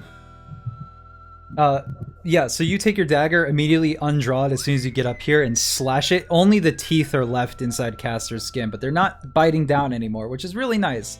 So the rest of the head just kind of falls, slumps over to the ground. You go ahead and make an attack on this one here, and you definitely land slashing it. However, its undead constitution allows it to still stand. It is still a threat. That was both your action and bonus action, so it is now her turn as she's just kind of shambling around. She has disadvantage because she has no eyes and is blinded. So, but she's going to attempt to attack the thing that slashed it. So it's in the general direction. Does an 11 hit you, Lucius? I don't know what am I comparing that to. Your AC. AC. Your armor class. On your character sheet, it's a little shield 11. icon. It's 11. Okay, so it does hit. So it's just kind of like flailing around, slinging its arms, and it does 6 bludgeoning damage as its flailing arms just slap you across the face. Your head juts back as you just now are looking at the desert sand over here. Do bards get access to medium armor? Because we might want to look into that. He's got leather on right now. I know. Now it's Simon's turn. He's got leather on. His AC is still only 11. He doesn't have a dex modifier. Ah, I only have an 11 because of my dex modifier. Yeah, they only get light armor, so I think the best you can get is studded. God damn. Okay, we gotta go. For God damn. I think there's also mithril armor. You could probably do something with that. Yeah, I think there's Elven Chain too that we could look into, but that's gonna be a bit out. Yeah. So are the horses under control? Yeah, you've managed to calm them both down with your Russian sadness. So I shouldn't worry about them, right? Yeah, you don't need to worry about them anymore. They're not a problem anymore. Okay. Then I'll just go for frostbite on the guy. So he needs to Is give that me an attack roll, or is it... no, it's a save. Okay, good. I was just making sure because it does have cover by your allies. What do I need? Con? The Constitution save. It did not have disadvantage on that, I don't believe. So that's a 10. It failed. It takes 6 frostbite damage. It's going to make another con check. It does succeed. So you freeze it with your magics. As you, Lucius and Castor, you realize that its skin is starting to frostbite and crack, but it's still going. Well, then it can't. It has a disadvantage on the next weapon attack roll at least. It already had disadvantage on attack rolls. Maybe It doesn't don't have a head. talk to him like that. Yeah, anything else you want to do as a bonus action that you can think of? Alright, then Clayton, your turn. This thing won't die. Yeah, I'm gonna move over to here, and I'm gonna be like, "What are you doing? Come on!" It's not Castor that trying to fucking rip his hard. hand out of it, but can't. And I'm gonna fire. I'm gonna use a. I really am just done with this specific zombie in particular, so I'm gonna go for another bullet. Alright.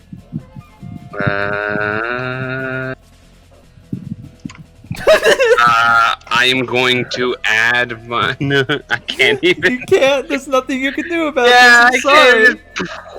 can't. Alright, do you want to play ball? How do you flavor this natural one?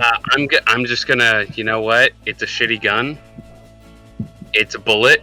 I imagine I just horse fire and like the load goes off wrong. And just So you hear a disgusting clink from inside your gun as soon as you fire it, but no projectile leaves it. You know, this has happened before. You know you can easily get it unjammed, and due to the magical properties of the gun, it's not permanently damaged, but yeah. for right now, you can't seem to get this thing to work. It's just a pause as he's just like, shut up, shut up. I don't want to hear it. I don't want to hear anyone talk. No one says shit about that. We're done. Anything as a bonus action? No, I don't have any of the bonus actions. Castor, you're Just currently play it, grappled by the creature. God, now, just like, no, he's not. Am I still grappled by it? We, I thought Your you killed hand the was... head. Yeah, Oh, yeah, no, yeah. no, you're grappled because your hand got stuck inside the body of it. We are. I We're both thought it was grappled, attacking right? the Can I head. just attack him? yeah. There's no penalty to being Yeah, I just attacked. can't move away from him, from what I remember. Yeah. Correct. You're Your moving to speed is 0 right now. I'll go ahead and attack him. Alright. Slash at him one more time. As long as you hit, it's radiant damage. 19. Alright. How do you kill it? I'm gonna. Well, yeah. So I'm gonna take careful aim, and slide. Go ahead and start sliding the sword up and around where my hand is stuck in place, kind of carving out a cylinder so that I can pull my hand back out. And that entire time that my hand was in its body, I was grasping onto its heart, just like I did with the girl. So when I finish cutting out that cylinder, I pull the entire thing out. Okay, absolutely. So you, with your yellowish blade, stick it straight inside this creature and begin carving around your arm. Phrasing, please. You rip this cylinder out of, and you can clearly feel the heart inside this chunk of flesh you've torn. These little small burst of blue volcanic flame as the creature just slumps over onto the ground and is instantly killed. You begin trying to pull your arm out from the rib cage. Yeah. We're gonna go ahead and we're out of combat now. Clayton just fixing his gun, getting the dummy load out. He's just like, God fucking, this happens. I'm gonna go ahead and loot these corpses. In order, get out of here. Yeah, you managed to, Clayton, open up the barrel of the gun, like open up the chamber. You see the bullet, you rip it out after some considerable effort, and you notice that the metal that it was stuck in begins to form back into its normal shape. Yeah. Almost in this like this heated metal just like forming itself, and then it cools down again. You hear a word in the back of your head. That hurt. Sorry, and not every bullet in the fucking place is gonna be a perfect fire, alright? So you talk to your gun? Yeah, everybody heard that. Yeah, just pause. It's just like, well, you see, that'd be crazy. Uh-huh. If it didn't talk back, that'd be weird. Something wrong with your head, or?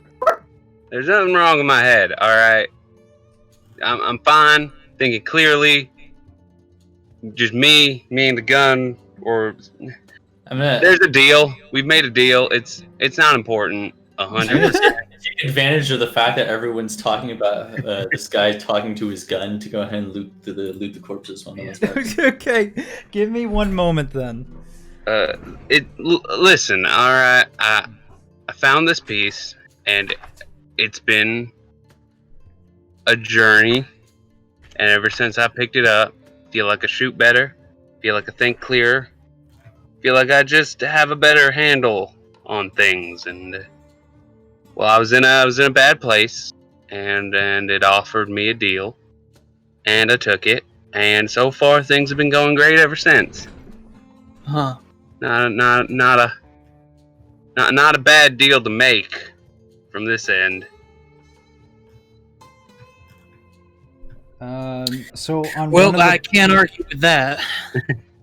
Real fast, on one of the bodies you find 15 copper. Leave that there. All right. I'll take just going behind and taking anything of monetary value from Castor that he leaves. Just like, God damn it! He just doesn't understand. Spills pennies everywhere. God damn it. On another one, you find 12 silver. And leave that there. We'll go into some more specifics in a second here, and actually, it's another one of those. Another one, you find 20 silver. Leave that there. Alright, we're gonna split this up amongst the party, guys. Whoa.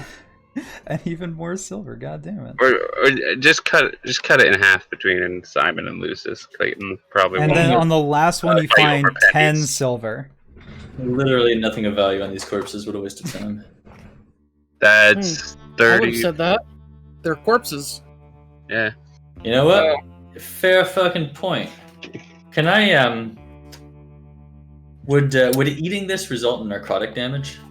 Don't eat the bodies. It's not necrotic damage, but it is the fastest way to food poisoning. Yeah, you're gonna be poisoned, but let me go ahead and harvest some of their flesh. Hey, listen. I've kind of turned a blind eye to a lot of weird shit, and you know, I'm not innocent in the whole weird shit department. But we're not eating. What the fuck are you doing, boy? We're not What the ever-loving fuck are you doing, boy? Yeah, this is a lot. All right, this is a bridge too far. They're already gone. They're already returned to the Are earth. you okay in your mind, boy? Boy, the dead return to the earth to serve their purpose as extra resources for the rest of the world. This is simply an example of that. These have outlived their usefulness. Don't put that in your fucking body. Like just walk away. No, stop. Don't put that in your pocket. No, put the knife away, boy. No, just stop, all right? Boy, Like, I say, boy. let them rest. We fucked with this enough, all right? Just Oh, they'll be resting forever. yeah. Again, stuff like that. I'm going to just put my hands up, like, no, I'm gonna Yeah. go. I'm gonna go calm my horse down. You're gonna Yeah. go puke. Just stop. No, I'm not gonna go. Castor begins slicing off pieces of No, meat from these no. bodies. No, don't. It's He rancid eats and it. smells like I'm shit. not eating it. If he eats it, maybe, but he's not. So I'm just like, all right, whatever the fuck ever. I don't even want to bring this with us, or not bring it. You're gonna stink up the whole fucking cart like that. All right, just Don't you smell? yeah, they smell. Yeah, It, Decay. Yeah, it smells uh, really bad. Just They're let it be. mummified. No Only one said slightly. that- On the outside, it's when you start cutting into them that everything goes haywire. People no, jerky, properly we're not- seasoned in the sands for God knows how long. We're not doing that. All right, we're gonna attract every fucking buzzard and vulture and something like them. In that case, Everywhere we should go. leave immediately. Right. Lean We're over. currently surrounded by. So we're four- just gonna detach the cart, right? Yeah. Everyone load up. We're just gonna move a fair bit away before we rest back up for the night. I shrug. Continuing And, to carve up corpses. I shrug and drop the half chopped up corpse. Alright. God damn it. All right. This is a fine fucking mess you got yourself into, ain't it?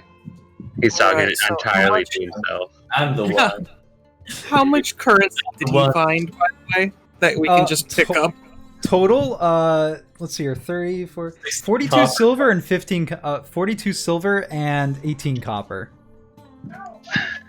42 and 18. I All will- right. 42, I'll take the 21 copper. and 14.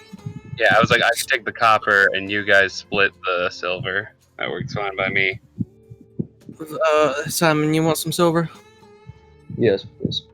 All right, here's 21 silver, He like takes it in pockets. and I will take the other 21 silver. I will say, I'm so sorry. I was worrying more about the monetary first. Castor, while you were looking through the bodies, give me a investigation check. You got it. I've got a grand +0 inside. I had a +3. All right, That's a- you don't. Unfortunately, you don't seem to find anything off about these bodies. How they function, they seem to be some sort of necromantic magic, but that's like Actually- a guess. Can I make an Arcana check? I'm proficient with that. If you want to go ahead and check the you are checking the bodies after him, but mainly just to get the cash that he just chucks into the sands. Yeah. Let's go. Let's go, Arcana. It's kind of like this comedic thing where I like root through the bodies, chucking pieces of silver and copper behind me as I go. God damn it. All right. You Eight. have no idea. Like, ask you me. can assume that necromantic magic rose it, but outside of that, there's nothing like you can't really discern anything. Well, you know what? I think I'm picking up some of that stuff too. And I'm gonna make an Arcana roll. you know what, Lucius? If you want to help Clayton, he can go ahead and re-roll for advantage. Otherwise, What if everyone's going to be here all day, just constantly making rolls. Well, I'm gonna roll an We're going to give it another shot. animal Wait. handling check to see whether or not. All right, Lucius, you look over Clayton's shoulder as he's rummaging through the body for coins, and something that Clayton has completely run over again is just like, I don't know, I don't understand what's going on here. You point over at a necklace that the man is wearing, that glows ever so slightly a shimmering blue. It seems to be an uneven glow. You're kind of unsure how you could miss it at Yeah. first. Clayton, Yeah. look towards your knee there. He looks down the necklace. Yeah. You saying his knee was close to that guy's throat? Because we're gonna have. Yeah, he's picking up change with the Anyway, guy's feet yeah. that you're chucking behind. Yeah. He's bending down on the ground picking up fucking coins like a goddamn hobo. Clayton's gonna use his dagger to kind of jimmy the necklace off and pick it up that way. All right, so you pick up the necklace. You can feel a slight coldness about it. As you look closer inside of it, you notice almost a glow of like a bluish flame. You're not quite sure what to make of it, but you can assume this probably had something to do with the whole raising thing. Yeah. Hey, Simon. The other of us, see this as well? You definitely see it. You make it out. When you like look up from the last body chucking money out of it, you see them holding up the necklace. Yeah. Is the blue crystal or whatever the focus point of that necklace in any way similar in composition to the one that I'm holding of a citrine color? No, the citrine is more like a roundish gem set inside of this silver necklace. But this other necklace is more like a long bluish gem that hangs off of its cord. I'm gonna call out to Simon so that he can. Clayton dibs. Yeah, but I need Simon to identify this first. Just throwing that out there ahead of time. Yeah, no, it's fine, but I do want. I want the obvious identified. necromantic magic, so I want it. It's mine. I call dibs. Are there other necklaces on the other zombies? You can look. Clayton, Now that you know what you're looking for, you might be able to notice them. Clayton is just gonna call out to Simon. Their necks. I'm blind. Clayton calls out to Simon. He's just like, "Hey, remember that thing you did for the other orb? Why don't you take a look at this real fast?" And he just kind of like will stand and look at it and be like, "What is it?" Well, I need you to identify that specifically. That's we got to work on your picking up a subtext. Castor, Just you're hand looking it at the to bodies. me and I can pick up. All You're right, looking at here. Yeah, real fast. Castor, you're looking at the bodies. You don't notice any type of necklace like that on either of them. A further investigation roll may come up with something, but it's going to be a little tough. Nah, Also, we do want to get there out. aren't actual physical necklaces there. Whatever. Yeah, there doesn't seem to be any physical necklaces. So we can start riding off, and Simon can identify it in the cart if he wants. He'll cast identify. So in the back of the cart, you're currently just like while you're like going off to a little bit a ways from the I think it battlefield. is the exact same thing again. You're setting up your ritual stuff. What? Hello? Hello? Can you hear me? Hello? Hello? Sorry. My thing keeps getting all spazzy on me. I'm just gonna say that I cast ritual identify. Yeah. So you prepare your ritual in the back of the cart while you guys move on to a separate location, just a little bit off from this. And after about 10 minutes of casting it, you eventually do come to a conclusion what this is. It's definitely necromantic in nature. It's it's similar to magics that would raise something along the lines of just somebody with unfinished business. However, it's revenge based. So it's like if somebody messes with their graves, the person that's wearing this raises from the dead and brings with them all the other ones in the surrounding graves to chase after whoever would desecrate the graves. You don't think that the person that was wearing this was the one that put it on, but it's pretty much what it's kind of just meant to be as like extra protection against grave robbers to make sure nobody fucks with another person's grave. Who thought that 4 graves literally in the middle of buttfuck nowhere we're gonna get? You don't know. Out of character. You do kind of feel the traces with your identify spell that it's not a prototype per se, but you can assume that based on how scribbled the magics are, it's not necessarily clean in how it was set up, that it was meant to like test it. They weren't sure if the person that set it up was probably just fucking around with some new spells or something along those lines. But that's as much as you're able to get with the identify spell. Then he just relays the information as he gets it, and then just like goes back to being silent. Alright. Then that's all yours, Lucius. Don't help me none. Scary. Good idea to be taking this then. Pull up the amber necklace. Well, I mean, the grave's already done been robbed, tomb's been opened, zombies dealt with. I feel like we're fine. But let's just if someone exercise were to more effort to put a spell to track down this single piece of treasure that was buried with those 4. You It heard. wasn't even buried. You heard It was just kind of. Simon. Yeah, it wasn't even buried. It was just like hung up on the cross as if the cross was wearing it. You heard Simon. This was an experiment. Someone just digging around. Someone just- digging around in the middle of the desert. Yeah, it happens a lot We more are than all you in the think. desert all the Is that time. not what we're doing? Look at us. Yeah, look at us digging around in the middle of the desert. Yes. It's the perfect place. You said this. No one asks questions. All right. The point is that we just need to exercise a little more caution moving forwards. All. Maybe not the rob. Maybe. Simon, can you perform any kind of arcana check on this amber necklace? I could. For the right price. No, he's just sitting there like not understanding that you're asking. He's like, I said, yeah. Good.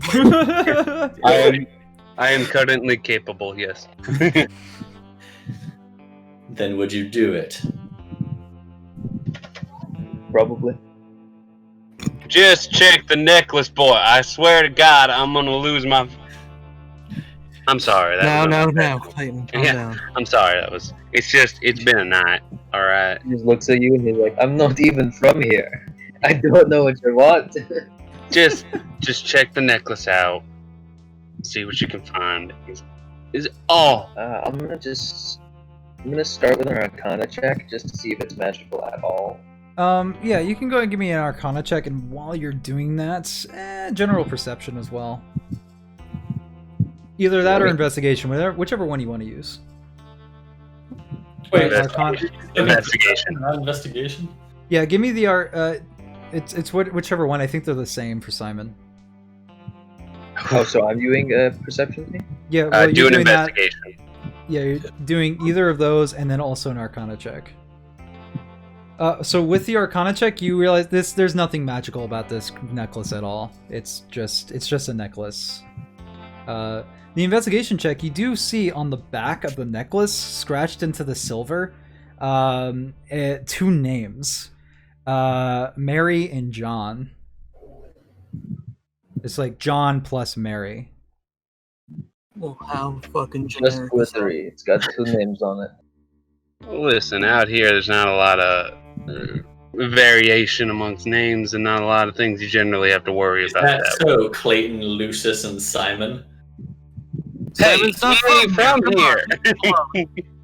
That's picking on here. normalish sounding name. Clayton's a fine, strong name. It's normal out Mary and here, John I'm are both very, very common names in the West. Simon is spinning the necklace. Yep. God, It's awesome. that's all you're really able to get from it. It just seems like this necklace belonged to somebody whose name was Mary and John. You can probably assume, based on everything that you have so far, that it belonged to that couple right Yeah. there, the dead male and female zombie, and the two kid zombies were probably their kids. Also want named this Mary and John. Actually, they're named Jerry and Martha. Martha? You don't know. You Yeah, have no inclination of what they're. How do I know that name? Can I think back to what the corpse I was dissecting looks like? To see if I can retroactively perform a medicine check to see what they might have died Oh of. my God, they died so long ago. They're like, If they got a giant fucking stab wound through the neck, it should be pretty obvious what they died from. So All right, you you did can- that stab wound. You can go ahead they and were you can dead. you can give me a roll. You can give me a medicine check. I don't know stats. DC's pretty high. It's kind of hard to those are tell. post-mortem wounds. Yeah. 20, baby! There's no puncture wounds, nothing along those lines. Based on the corpses, you can only really assume that maybe they died of dehydration. With cross. Desert dehydration, then got Yeah. buried. Someone. Yeah. Based on that information, Clayton and Lucius, there's plenty of wagon trains that come through here. It could have been a family that died of dehydration, and the other people just buried them we up were here. lost. Listen, voice inside my head, I don't give 2 shits about that family. Yeah, I know you don't care, but based on the information, like, that's a very easy conclusion to come to. They're dead and they're People. double dead. They have no. Yeah. I'm just trying to look forward and ignore the creep in the back. Let's just keep moving. Let's just get on with it. All right, so you guys finish up your night's sleep. By the way, you 2 nights would have passed by the time you got there, so you take benefits of a long rest. Rad. Yeah, and you're just expending resources as normal. You do eventually come to the town of Wayfinder. Castor and Simon, this is your first time being here. However, Clayton and Lucius, you've been here before. Now, there is something odd going on as you approach the town sign on the outskirts. There seems to be a small crowd crowded around the sign. Oh, hell. Alright. They don't, Jesus. from the distance you are right now, it doesn't, you can't really discern too much, but it looks like they're looking more inwards at the sign. Can we hear anything? No, you're a distance out, but we can definitely, as you guys approach closer, you can make out more. I just wanted to know if you guys wanted to do anything specific. With Yeah, that we gotta approach this crowd. All right. What's So, on the hub, fam? Perhaps those of a more criminal inclination should keep their heads down when approaching a billboard surrounded by I don't a group of gagglers. know what you're talking about. Does that mean me? Yeah, No, it doesn't mean you, actually. now it does. No, it doesn't. He ain't done nothing wrong. Yeah. So he just kind of tucks his cowboy hat a little lower, and then we'll just kind of like get his mask just a little bit up more around his collar and like ready to pull it up if anything happens. Just like, all right. yeah, absolutely. So you guys begin taking your time to make your wagon trail all the way up to the sign of Wayfinder, and the large crowd seems to be looking up at the sign. As soon as you look to see what they're looking at, you see Theodore Grognak tied to the sign. His clothes are wrinkled and bloodied. His hat is gone. His glasses are smashed, but still on his face. As he's just like, you can see movement though, like he's like wiggling around a little bit, but weakly. Hell, that's our employer. Shit. Yeah, friend of yours So then. we save. Yeah, we gotta intervene.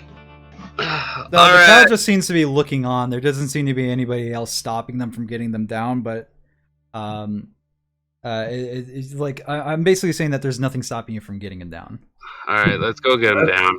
Before we start making any rash decisions, let's look around and see if there's anyone responsible for this hanging around in a dark corner. Perception Right. or I'm gonna get on investigation? my horse and I'm gonna Perception- right up to him. Yeah, I was gonna say. I was like, all right, you do that. Okay, you guys. Let's go. Yeah, Clayton and Lucius are trying to get him down. I think Simon might be as well. Castor, yeah, with your perception, you see just the general onlookers, people that are like talking and chatting to each other, like looking up at him with like some gasps. But you don't see anybody around any dark corner or anything looking at you guys or anything like that. Alright. Clayton and Lucius, you climb up together up onto the side to try to get him down, and you do. After some trial, you eventually do get him down, and he's on the ground. He doesn't seem to be able to stand. He's just, Clayton. Hey. God damn. I didn't think I'd see your face again. Well, I told you I'd be back, didn't I? And I'm gonna offer him some water for my water skin. Absolutely. He takes it and starts gulping it down. You misunderstand. You've never seen my face. No, he's talking to me. Clayton, who's your friends? This is Simon and where the fuck is Castor's around here? So, point is, I don't think you know his name yet, actually. yeah. Okay, yeah. It's like Simon's. This is Simon. You know Lucius, and where did he? There's another guy. I don't actually know his name. Point is, what the fuck happened? Sputterdust gang. They came by, said something about they couldn't find Dreavis and they wanted something from me. I played dumb, but it was one of the blueprints that Dreavis had stole, apparently. Yeah. By the way, did you get him back? Yeah, we got him. At least there's some Let's- good news. Let's get out of prying eyes. Yeah, you pick him up and just help them over to like some shade. Over to the side, like mainly in an alleyway. Most people seem to just disperse when this happens. Some people look on a little bit, but you like shoot them off and they go away. I didn't give them nothing.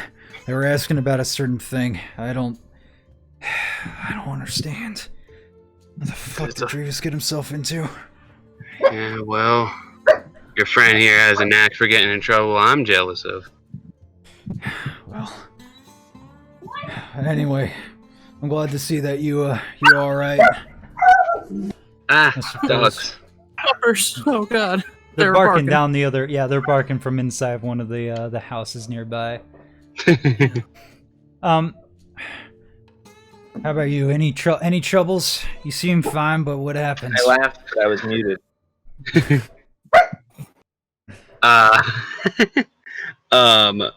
Well, Sputter Dust kind of cropped up during the grabbing of what we need to get from Dreavis, but Really? yeah, nothing we couldn't handle. It's actually where I met these couple of friends. They're heading out here anyway, not necessarily involved, but enough to be of concern. How much do you know, Clayton? How much do I know? He'll kind of like lean in a little closer, and he's like, Sputter Dust gang are in bad with Barnes.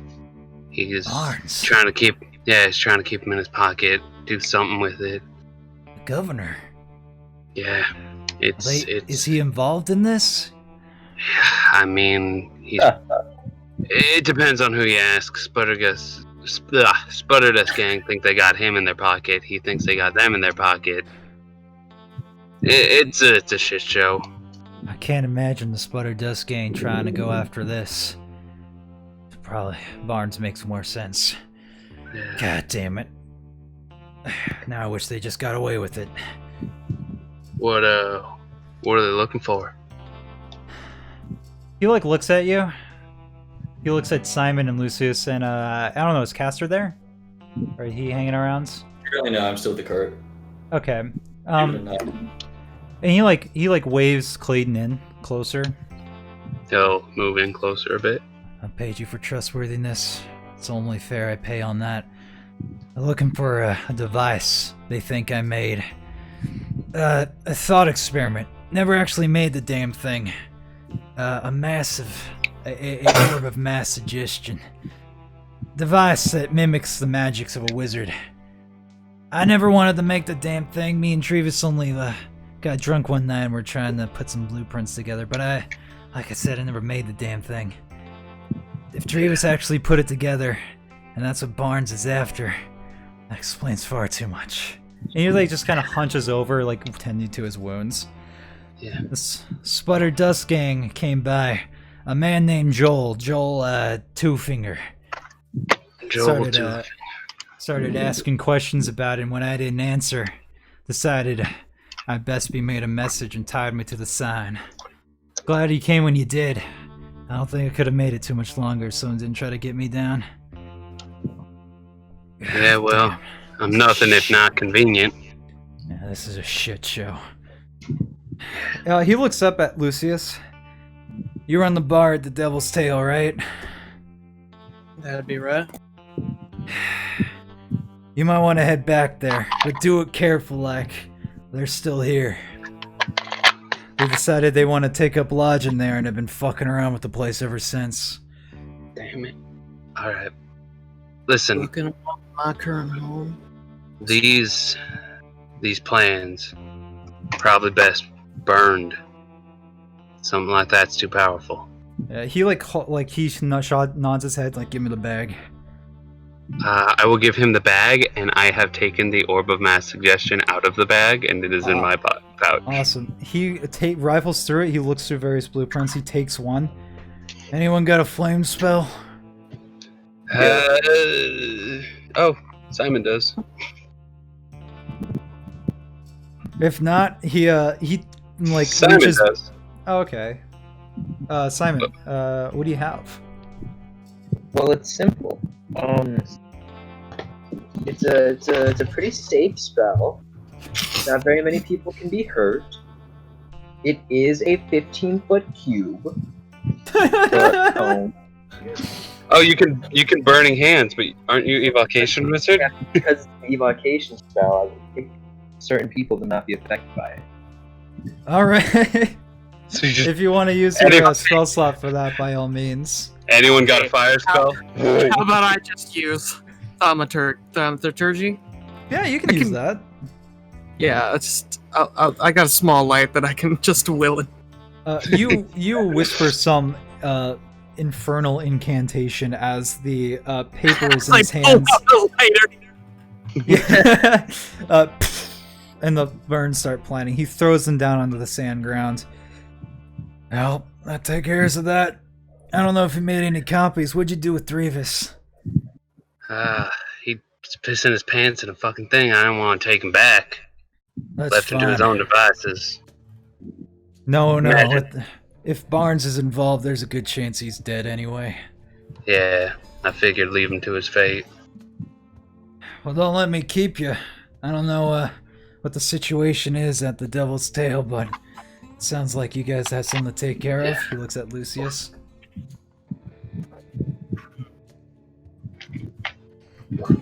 Keep you updated. Stay safe. Rolls up sleeves. I'll be here. Yes, get back to work. Clayton is gonna pull the mask over. Just a little red bandana. Just like, what about Castor? let's go get him. Based on the information, he did tell you that there's quite a few of them. Yeah, that's what the I number mean. You like, got let's go get was, Castor. Yeah, the number you got was 9 or 10. I say we walk back over to the cart and let Castor be aware. All right, let's go talk to Castors. Or let's go talk to. Does anybody know his name? Joel Two Fingers. You see, That's what I got. But, that's the guy in the back of our wagon, Joel Two Fingers. oh no, oh sorry, my bad. Sorry, I just I'm kind of like I don't. Shit, no, You know you were what, talking to him. I thought you. Shit to learn his name. Let's just go let him know what we're Yeah. doing. All right. Hey, Yeah, boy. everybody walks up. I don't know how much older I am than you, but go on. Yeah. Look, you were here in this town. We got you here. I don't know what you plan on doing. I'm That looking gang for mine. that was on that train. They're held up in my bar, so I'm gonna go take care of some unfinished business. Need any help with that? Maybe a sober drink. I don't know. If you want to help out, you're more than welcome. What I'm gonna suggest to you, any of y'all who want to help me out here, I'd probably wait outside a minute and wait for my cue. You got any kind of strategy in mind? Uh, Still going back to Western accent. I can't do this. If you want, we can go ahead and bring up the map. I have a signal whistle if you want to borrow it for this. I have a whistle, as in, fuck, I could whistle, but my cheeks hurt so bad. Yeah. Cool. You know, a real strategy incorporates the combat, not just the start. Listen, when you have a plan as rock solid as walk in, fuck around, and find out, you don't really need the rest of it. I think we got a pretty solid plan. Yeah. Just, Okay, want a better plan? I go in, and as soon as those dumb fucks in there start making up a bit of noise, you guys come in guns blazing. How about that? Do you have a second floor to your establishment? Lucius, you know absolutely you do. Don't worry, you don't need to tell me that. I absolutely know that I have a second floor to my butt. Don't Voice tell the me sun, about my go own ahead, bar, shut up. son. God, you based on tell me what Aye. my bar's looking like. You got a voice in This your head man's too. talking to his gun. His God won't shut up. I'm just letting you know that you do, but okay, Right, I see how it is. Talking to me. I might have saved a few people in my life, but I'm a fucking devil. I don't deserve you. My right click Nah, is you're telling completely yourself short, self-working. dude. What the fuck? God's got a gaming PC now? What? I'll enter from the second floor and make my way down from the inside. If Alright. we There's surround them, we will have an advantage. Yeah, if you want Staircase wraps around back. You can easily get in through the third window. That's where usually my room. Alright. It's Keep that in mind. oh, I decide to you late at night. for some evening activities. It Real quick, logs. So what's you your know. name? My name is Castor. Hell yeah. Now, All right, Casper, you go in that window I told you about, and just kind of make your way down. You two, just wait right outside the doors, or whatever the fuck. Let's go tie these horses up real quick, so we don't lose them. I await your signal with anticipation. Let's go. All right. I'm gonna go ahead and move you guys over to the map. I'll just slip on into Lucius's room. Why are there giant cowboy boots on the ground? Oh, there's horses. Oh my god. It really looked like just huge ass cowboy boots. Now, I didn't see it until you said something. Yeah, it's so like, oh man. all right. So, how do you guys want to run this? Matrix boots. I'd kind of prefer that. Real fast, Castor, you wanted to get on the second floor through a window. You do know that the Lucius told me how to get in from which window. yeah. So. I'm gonna need a dexterity check to try to get up there. It's not easy to get up to that window, but I can Could it be absolutely put you on acrobatics? it. Yeah, it can be acrobatics. Absolutely. Oh hell yeah! Come on, Nat 1. Nat 20! Oh! So he doesn't jump or anything. He just kind of lifts his leg, and it from the ground goes. It's like a really, like when you take like 3 or 4 steps at once on the stairs. It's like a really big step all the way up Okay. to the second floor. Castor, you easily make yourself up on the lip of the roof there and come up to a window. Through inside, because of natural 20, we're just going to go ahead and give you some information here. You can absolutely see. One secarino. I'm going to say that you can absolutely see up until this point.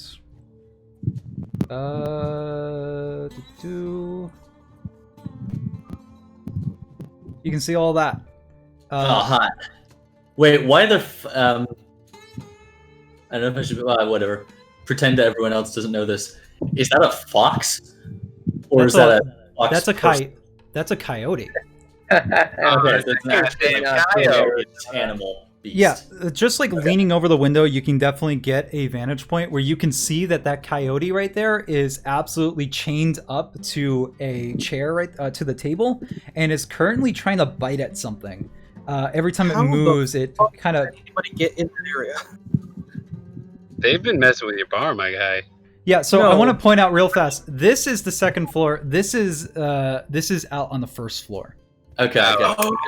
Yeah. okay. This right here, that is absolutely railing that to was look Like over. it drops I'm down. so sorry. I thought that was like a stupid, like, closed-off room that you forgot to add a door to.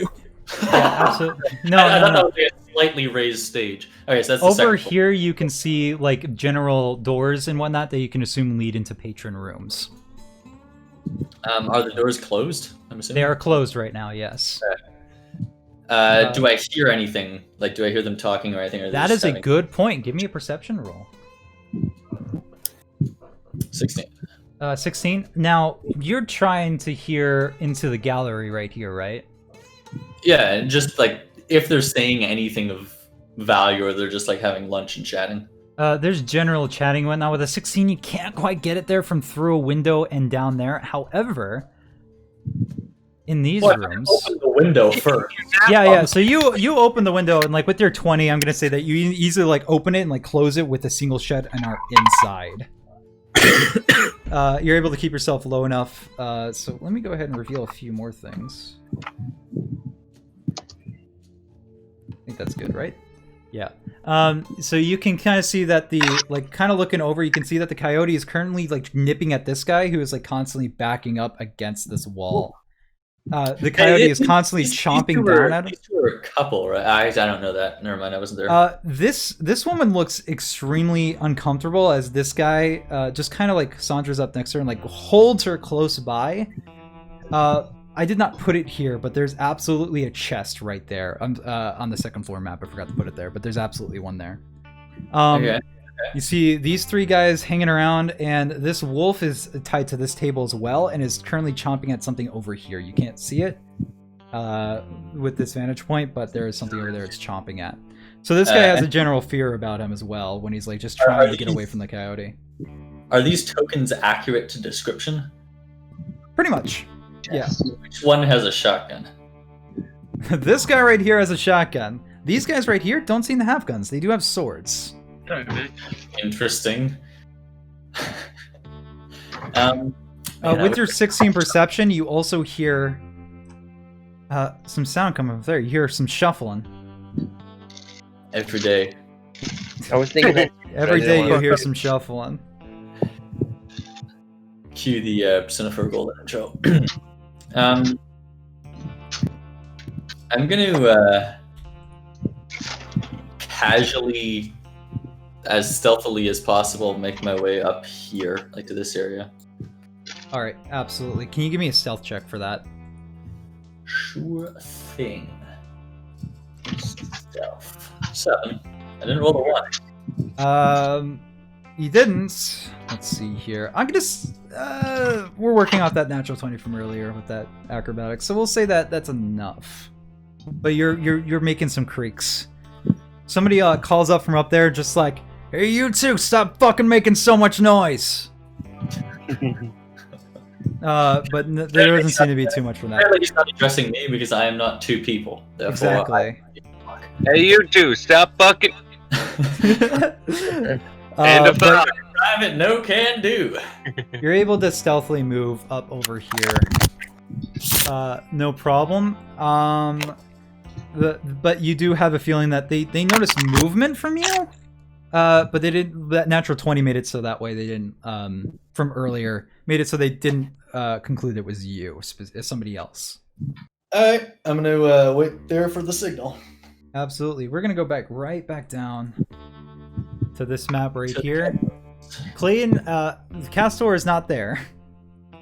Mhm. So we're gonna move his pog real fast. That's Alright, my so, after image. That's your after image, yeah. Natural 20. Okay, so Lucius and Clayton. And also Simon. What are you doing? I believe the plan is Clayton and Oh, Simon no, are. Hold on. Lucius just went right in. Yeah, I believe the plan was that Clayton and Simon were gonna wait by the door and wait for the signal. Alright, well, Clayton just went inside, so we're just gonna... Or it's not Clayton, Lucius. Yeah. That is the wrong button. Simon, move your pog by the door. Yeah. Alright, so here's... you heard on the other howdy. side... Before you called out to it, you heard the standard saloon shit going on there. There's a barman over here, all the way at the other end, who is currently being tortured into playing music by the wolf tied to the table. There's a couple of bandits over here, as well as some bandits over here. I'm sorry, there was only 3. I'm sorry. Yeah, The hold second on I a wasn't. second. Yeah. There's only 2. There's only 2. There was literally a guy right there. Yeah. I'm sorry. That was a mix-up. So there's only 2 bandits there, but they still both have swords. Lucius, as soon as you step in, saloon music stops and everybody turns to look at you. I bet you're wondering how I got here. And we're rolling initiative immediately. I just wait, what? Oh, they are waiting. I don't get a chance to talk. No, you just walked right in. Any of these? Wait. Yeah, They're just gonna that's draw the. Yeah, everyone immediately draws swords as soon as they see you, and this guy over here draws his gun. We're gonna go ahead. Make sure you click on your character before you. I did it. My token's not here. Oh yeah. Just go ahead and roll it, and I'll keep track of it. Yeah, because you're technically not on this map yet. Oh baby, another 2 times in a row. From the top row, Castor just drops down. I'm gonna fucking elbow drop him. Trust me. What did you get? What's your initiative? Yeah. Castor is 5. I mean, that's honestly an understandable reaction if Lucius walked in like, let's talk about things, and the second he came in, people started swinging. He's like, fuck. Everybody goes quiet for a second as they all draw their swords, and this guy gets up and draws his shotgun, and combat is beginning immediately. Man, no one's even gonna question who I am, what I'm doing here. Nope, you're walking in on their turf now. I think the problem is I know who I'm you are. walking in looking like a devil in a devil's tail, devil's bar. Yeah, I think Yeah, but that you're might not be the welcome. problem. Yeah, you're not welcome. They don't know that. I was gonna make them a nice drink. I was gonna be friendly. No, I was only gonna put a if little. That's what you were poison in gonna. there. If that's what you were going to do, I wasn't entirely. You just walked right in, and everybody started drawing their swords. So as soon as like you open the door, everybody draws their swords, and this man over here in the back just goes, "Who the fuck are you?" Oh, So we have a bit hello. of time, but we're still rolling initiative, so we have it ready. Hello, everybody. Not a fine lot of you today. I've been gone for about a week or so. I run this place. Just No, you don't. came to- That woman over there does. And Lillian's looking at you. It's just like, God fucking damn it, Lucius. Run. No, own is not the word I use. Run, as in I run the bar here. I'm just gonna come back from my little time off and return back to my job. Just wanted to. Actually, I shouldn't take a step. Yeah, You, you are currently on that terms where, like, if you make one wrong move, drink? you're probably... I got my hands up, by the way. Like, now let's relax a little bit. Mind if I make some of you fellas a drink? I don't want no trouble here. Let's see here. Castor goes before that guy. You're gonna need to give me a persuasion check immediately. Persuasion. That's +5.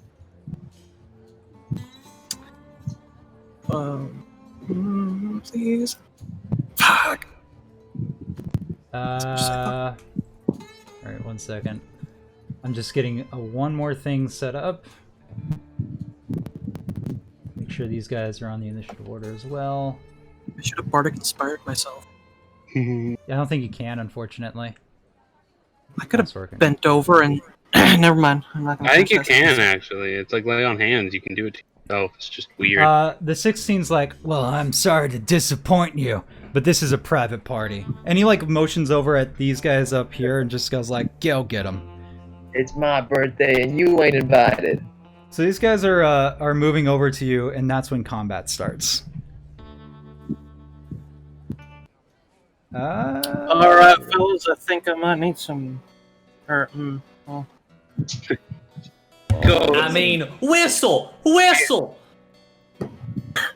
Instead of actually whistling, you Oh, just you're yell right. whistle. Well, I guess it's time to insert whistle noise here. Alright. Raw. Clayton just kind of nods his head to Simon, and we'll be ready to jump in when his initiative turn comes up. He's just kind of like, "We're going." All right, so this man moves up to about here and goes to like takes his scimitar out and goes to chop at you. Jesus Christ. Do you remember the time that Mama Bear had to I'm do so a sorry. signal on when we were going to cause chaos? And what she did was she stood on the table, like threw a drink on the floor and shouted "signal." Instantly I do, whiffs as you like dodge out of the way. It goes straight into the door behind you. This wolf over here is just continually barking. It like starts running up here but gets caught on its chain. This man over here makes his way up to you and is beginning his attack as well. From my vantage up top, can I see how long that chain is around? It's only about 10 feet. Okay. Lucius, you take 4 slashing damage as this guy comes up here and goes to slash at you. I got a quick question. Hello. When we relocated to sleep, did that count as a long rest or anything? Yeah. Chain's about here, by the way. Yeah, Okay. yeah, absolutely. That's why I said long rest. Okay. So I just realized that. Okay. Ooh. Ooh. Okay. Whew. Just fuck. Okay, so he slashes you with 4 points of damage. Clayton, it's your turn.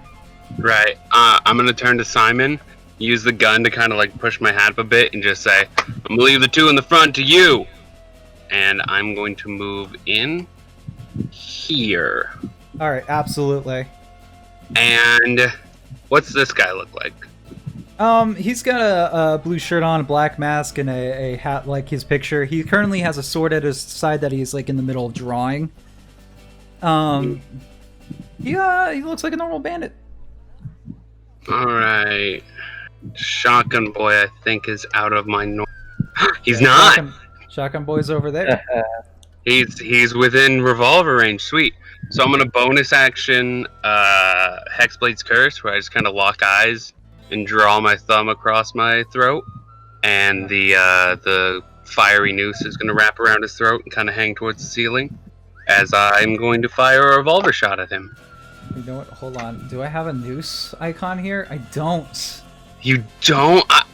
For the record, he's I known did. that my Hexblade Curse would be a noose for like Sense Session -1. No, I don't have access to add it to it. It's just there. I was just wondering if Roll20 had one. It doesn't. That Okay. sucks. Okay, so it's marked with your curse. Excuses. That's an 18. Does that hit?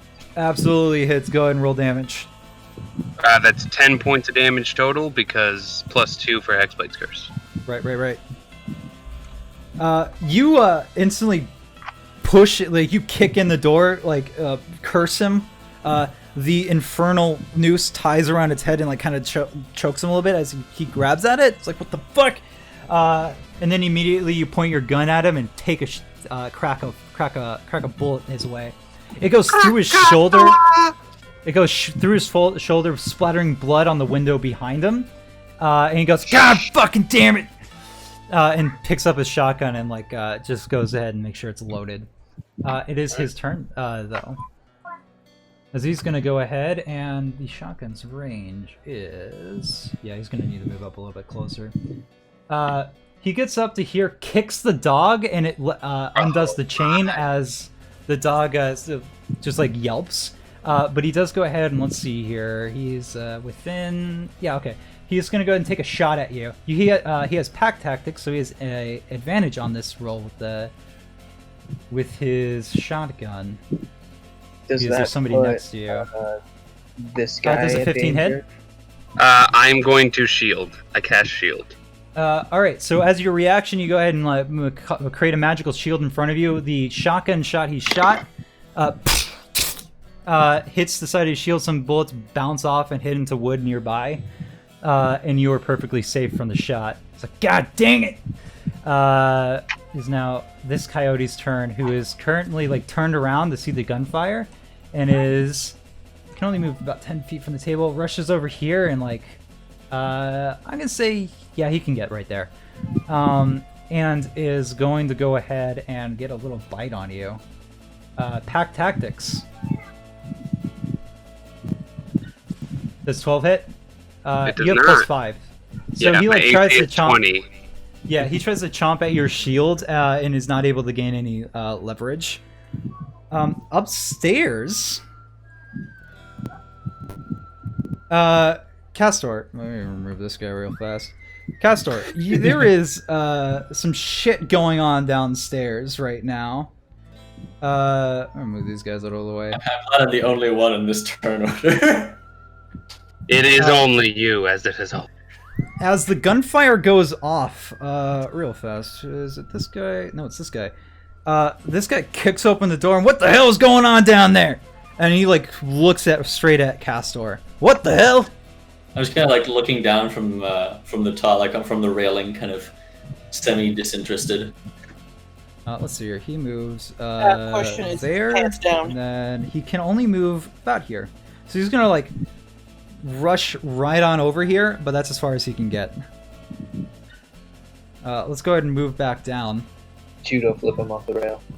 That's kind of what I'm thinking, but apparently judo is a strength check, which I can't do. Real fast. This guy right here is gonna go ahead and move up to.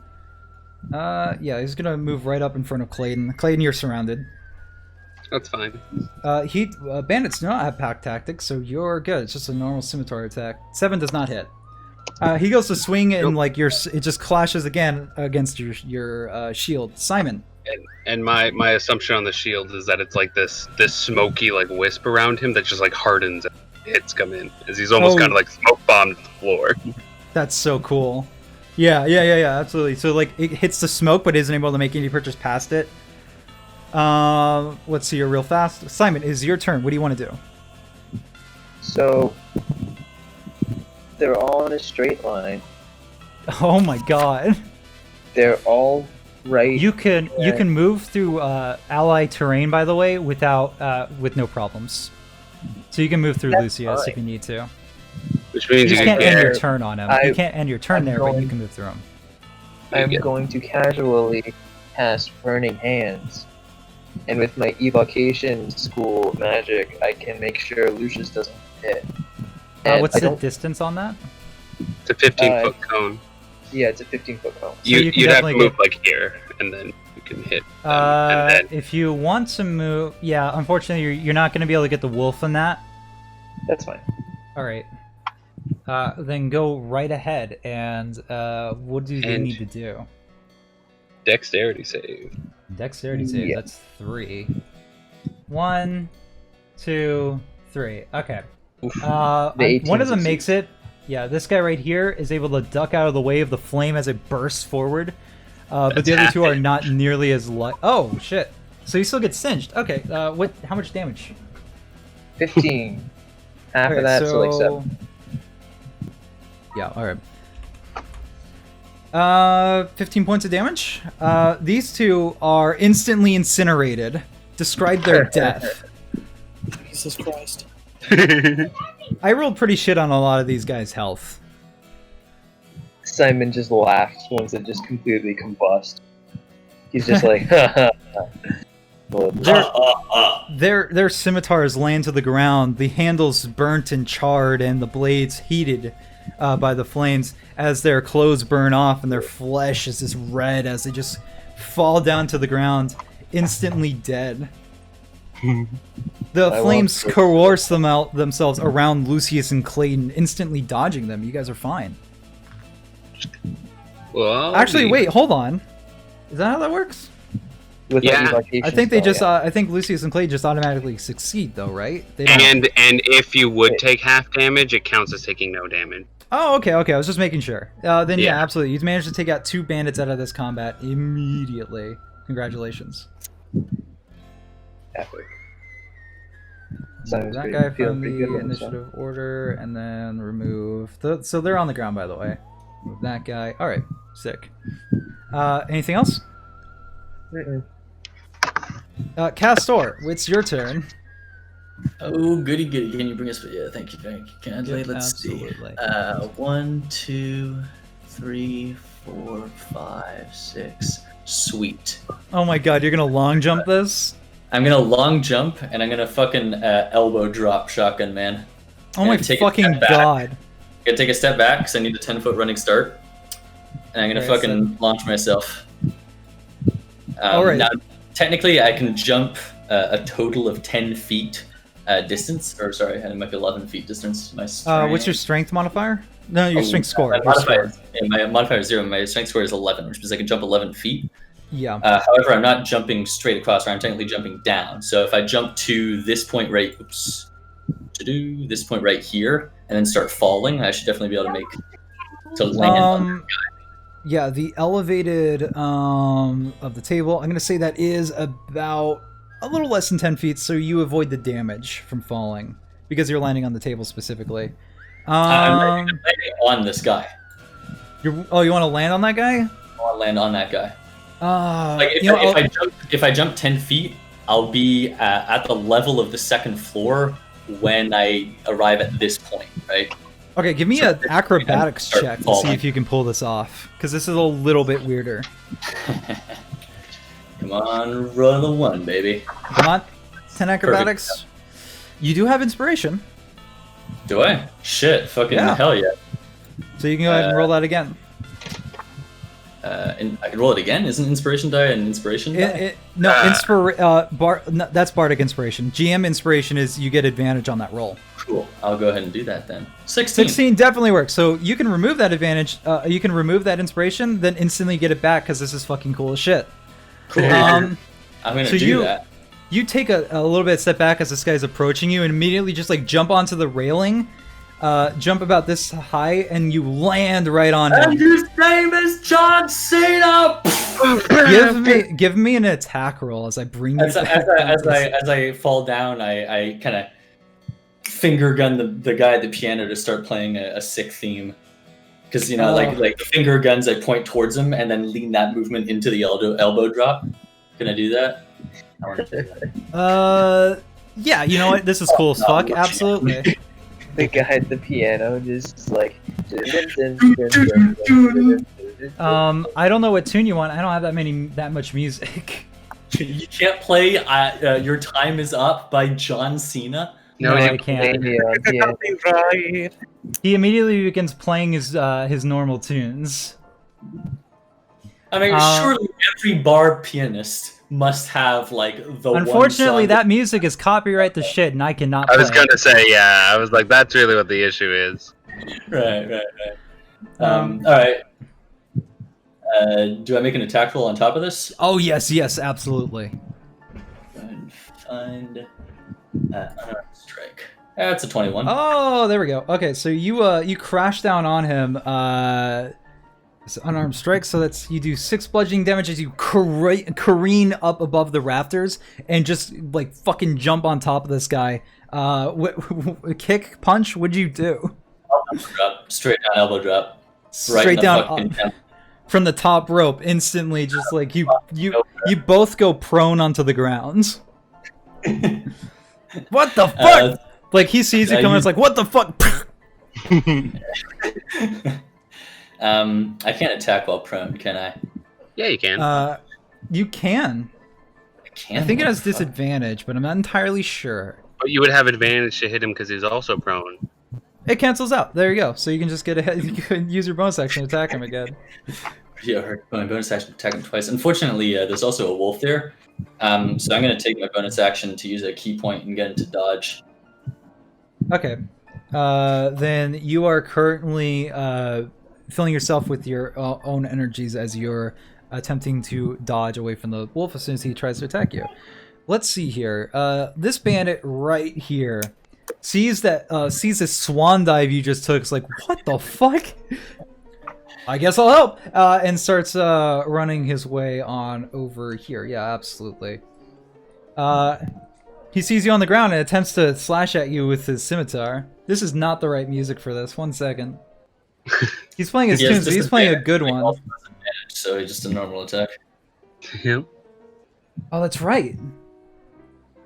This one right here. That's the perfect one for that he's playing. Alright, so it is absolutely just a normal attack now. Scimitar. Does a 22 hit? Strangely enough, yes. 2 slashing damage as you're basically nicked. He's like not entirely sure how to hit you without hitting his boss, so he just kind of nicks you. And now we come up to it's technically upstairs as you hear the guy that just saw you careen over the side just goes, what the fuck? And a door opening is like, what the hell just happened? You won't believe this, John. Johnny, what about falling down the stairs? Johnny, You would got not it, believe this. Oh! It's going to take some time for them to get downstairs, so for now it's just Lucius's turn. Well, with my hands up reacting to what the fuck is going on, I'm going to then turn at the guy who got a little scorched, right? Yeah. Yeah. No, he's looking bad. He's bloodied. Oh, he's bloodied? He's not that store, but he's bloodied. I kind of try and make eye contact with him and go, this is awkward. And I'm going to fucking grab my daggers from behind him. I'm going to stab him in his neck with both of them. Okay, go ahead and give me 2 attack rolls. Do you have a positive strength modifier? No. I have a negative. Okay, just because with finesse you can use strength or dex, and I was wondering if I could help you out with one of those. Okay, but it's cool. The first one, like he's like ducking out of the way. He like looks at you as you he ducks as you careen a dagger above his head, but then you immediately take another dagger and plunge it into his stomach. Go ahead and give me the you don't get to add your modifier for the second attack because his modifier is 0. I have so it's just a D4. modifier, Yeah. boy. Yeah, just go ahead and give me a D4 of damage then. Oh my god, Max. You stab right into his stomach and he looks right at you with wide eyes like, god damn it. The blood pooling out of the wound that you had made. Anything else? That was your bonus action, so there's... Yeah, nothing personal, kid. Where's this bandit? Right? He's the one that you just stabbed. Oh, I'm gonna say, actually, I totally forgot. Lillian ducks underneath the bar, grabs a rifle out from underneath that you know is loaded specifically for shit like this. She just hasn't had a chance to fire yet. It's like, fucking goddamn pieces of shit! And aims at this guy and is about to take a shot. 1 second. I have her stats. That's gonna be a dexterity, so it's just this. Unfortunately, the shot goes careening above his head as he like turns around to look at her and just like, what in the goddamn?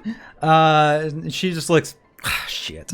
Now it's this bandit's turn right here as he's gonna he sees the dagger still implanted into his stomach as like, you piece of shit, and goes after you with an attack. He misses horribly as you just like duck underneath you duck out of the way as he stabs it behind the door into the door behind you again.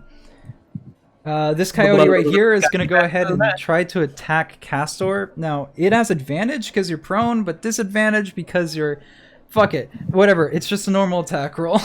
Yeah. Boy. That was not at advantage, so it's just the 11, which means it does not hit. We didn't see that, so. Yeah. Or I didn't see Oh, that. I'm so sorry. Take it Yeah. not hitting. I'm okay. It was an 11. It was an 11 and a natural 20, but it was an advantage, so it only got the 11. Yeah, take that at 11, yes, please. You like get out of the way as it like goes to chomp at you. You roll off the body a little bit. I still want to be on top of this. Oh, Joe absolutely. You're just I you're combat rolling out of the way. Clayton, not generally one to deal with wild animals. Just kind of turn to Lucis and be like, "You got this guy." Oh yeah, don't worry. I I- got this one. I am going to move here, and then I'm going to climb on this table. You take an opportunity That's attack for fine. that. Okay. Real fast. It does not have. You move. Yeah, it doesn't have any friends right there, so it's just a Nope. normal attack. Crit Nope. fails. It bites into the chair, and it's not able to get its grip out of the chair. It's currently just gnawing on the chair right now. I'm gonna stand on the. I'm gonna stand on it right here. This guy right here, the one that with my hexblade curse, he's all fucked up. There's no way I can shoot at him, right? He has 3/4 cover, so if you want to give it a shot, Yeah. you can. However, if you There you hit his AC, what it was before the 3/4 cover, the +5 AC he has, you'll hit Castor instead. Yeah. Oh no, I'm sorry. This Alright. guy's in front of you, so actually you'll hit him instead. Yeah. Oh. Well, He's if I'll hit standing up. one of them either way, Yeah. yeah, this is just fine. The only way you can possibly fuck this up is by rolling in that one, and in which case I will say that you hit Castor. So be it's a careful. win-win-win. Yeah. Or I could just shoot this guy and You've I got, have you've to got worry about advantage. You've got advantage on attacking him because he's prone. Go for it. not with ranged weapons. No. Nope. Yeah, not with ranged weapons. They actually have advantage on. They actually have disadvantage on attack rolls. against Oh people yeah, prone. which means that I could get a nat one. I'll just shoot this guy because he's up. All right, sick. Where is my sheet? Here we are. And this one I'll just do an Eldritch Blast. Okay, sick. 13? A 13 absolutely hits. Roll damage. 13 damage. You get up on the table, not narrowly, but it was a complete whiff. Dodge the coyote's bite as it embeds its teeth into the chair. You stand up on the table, get a good vantage point, and you take aim.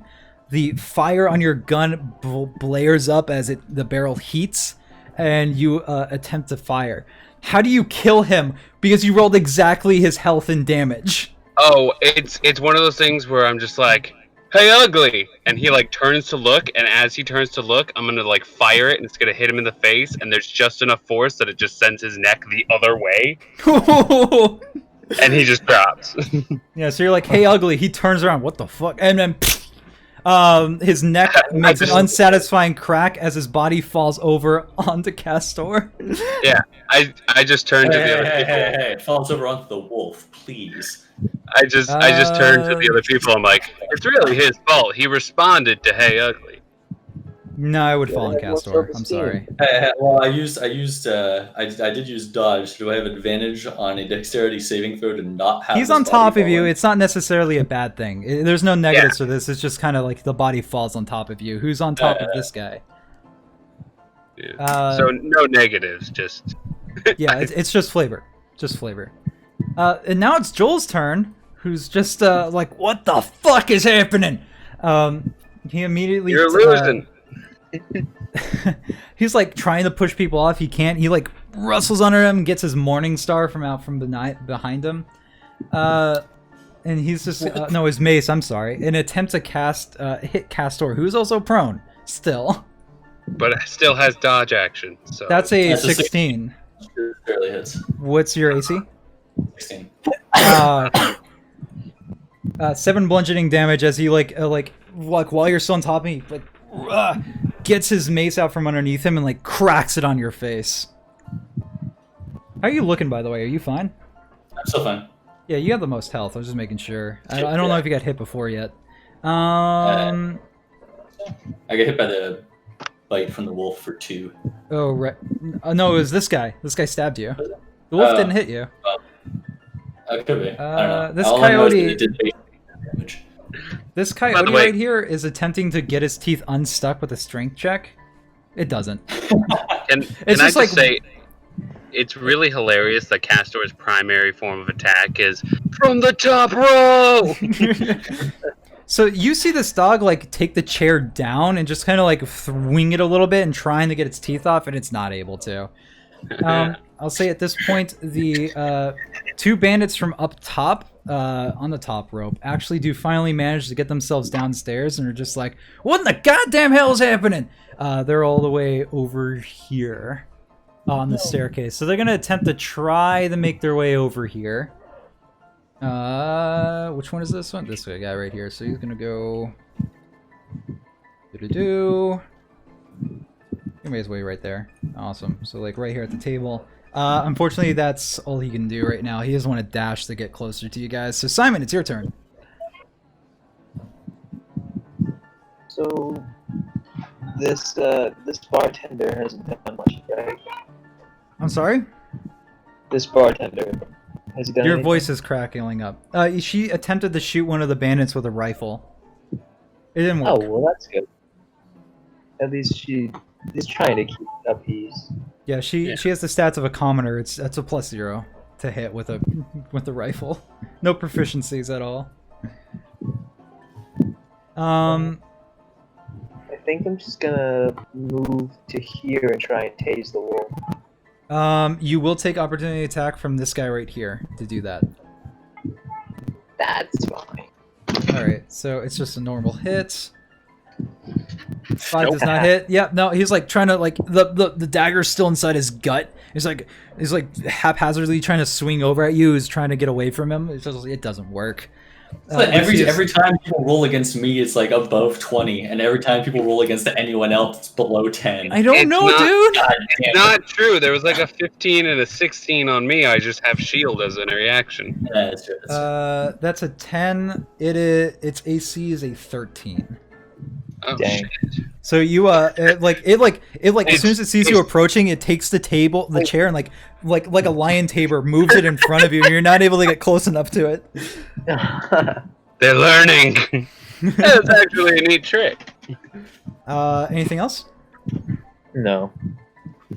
Castor, your turn. Are we currently grappled? You are not. You're Rattling. just kind of on top of each other. I'm gonna take half my movement to get up, All right. and then I'm gonna attack that guy, Joel. The guy that's on the three- ground, he's still prone. Yeah. Yes, with advantage. Absolutely. Correct. Yeah. Go ahead and do that. Stab at him. Oh, you're gonna burst your lightsaber? I mean, sorry, yeah. your keyblade. My keyblade, yes. That's a bonus action to make that thing flare up. By the way, just letting you know. It's not flare. I'm not flaring it up. I'm just using it as a sword. Yeah, but you have. It doesn't have a handle, or it doesn't You have have a to blade, engage. right? Yeah, Unless you you do have to that. engage. Unless you're just like hitting him in the face with it. I was under the impression this was a normal short sword. No, No, it's just the handle. Do you have another short sword you could use? Well, no, because it.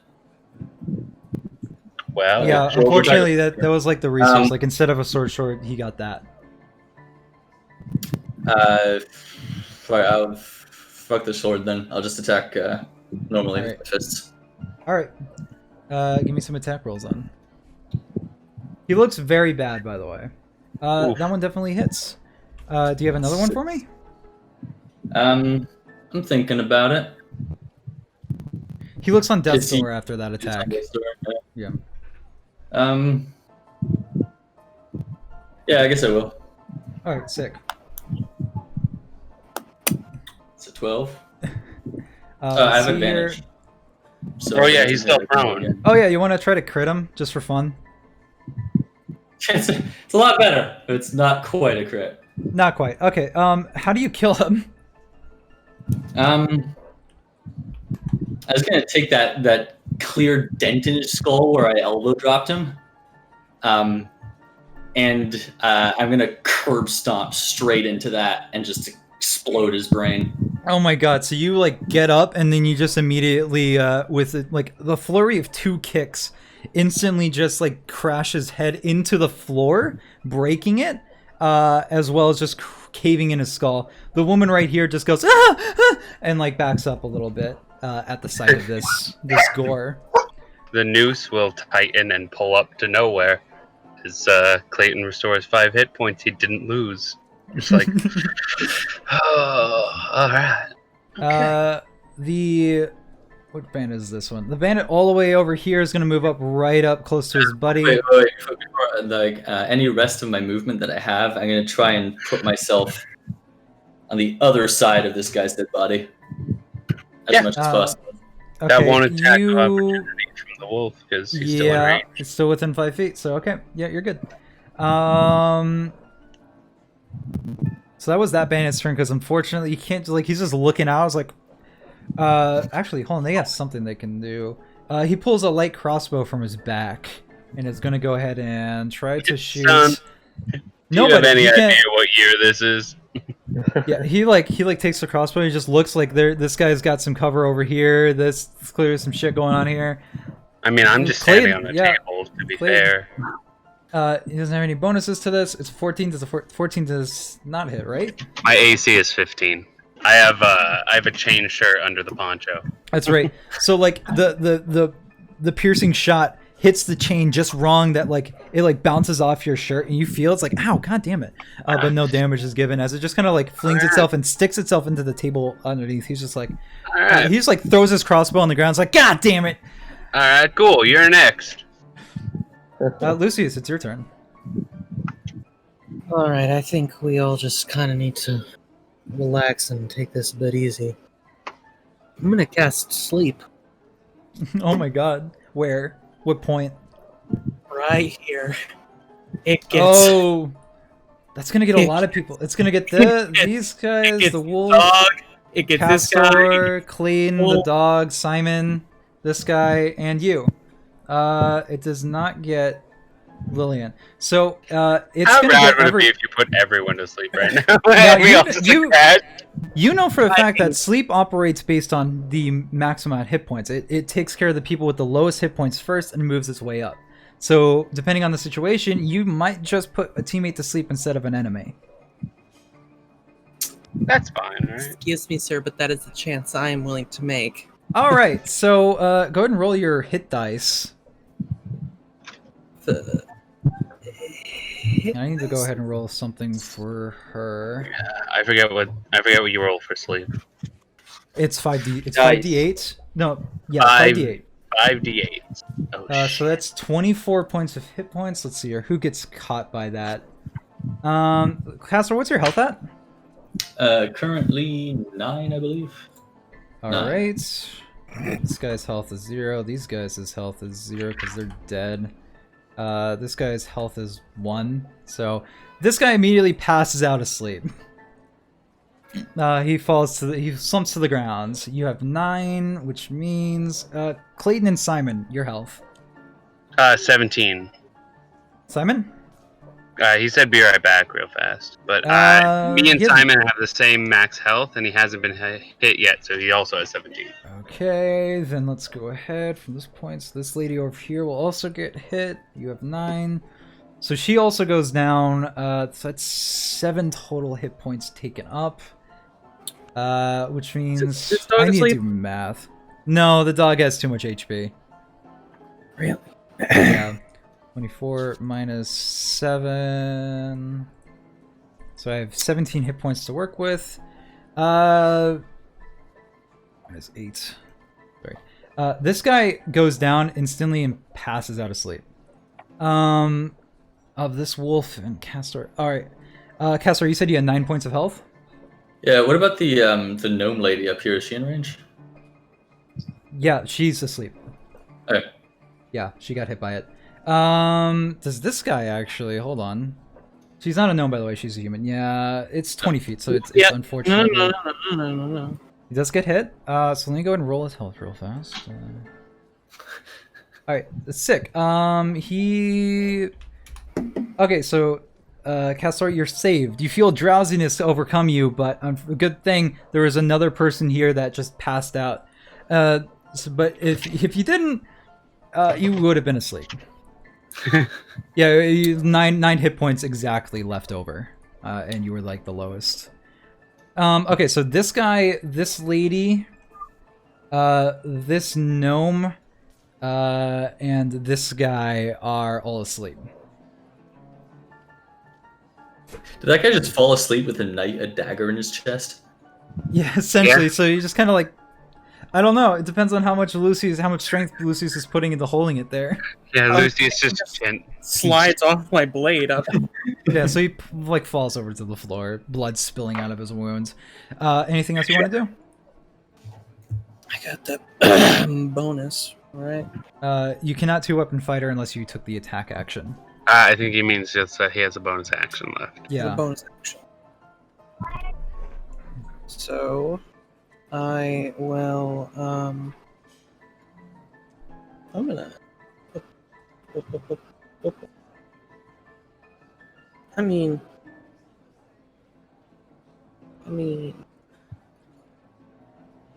You have Bardic Inspiration, right? So what's you have Bardic Inspiration and you have Healing Word. Yeah, I'm That's what you gonna can do as a bonus action. just kind of give Well, myself... actually, you a- can't Healing Word because you just cast a leveled spell, so never mind. You bitch. Yeah, sorry. You my gave bad. him hope, and then you took it away. So you have Bardic Inspiration as a bonus action, but that's it. Gave me hope and you took it away. Let's see. Sorry about that. Sorry. How many, what's that thing you can, like, oh, no. You just trying to get behind the bar? Ah, there we go. Yeah. You can combat roll over the bar. Or you can just walk over there. How do I get rid of this? Just click Why are they somewhere. not going away? Just click somewhere. There There they you are. go. Alright, let me try to make sure everybody can see this shithole. What's happening here? Alright. Lucius, that's your turn, right? I don't know, is it? Okay, it's your turn. This man over here is asleep. This coyote right here is next to Castor. He kind of moves around the body and goes to chomp at you.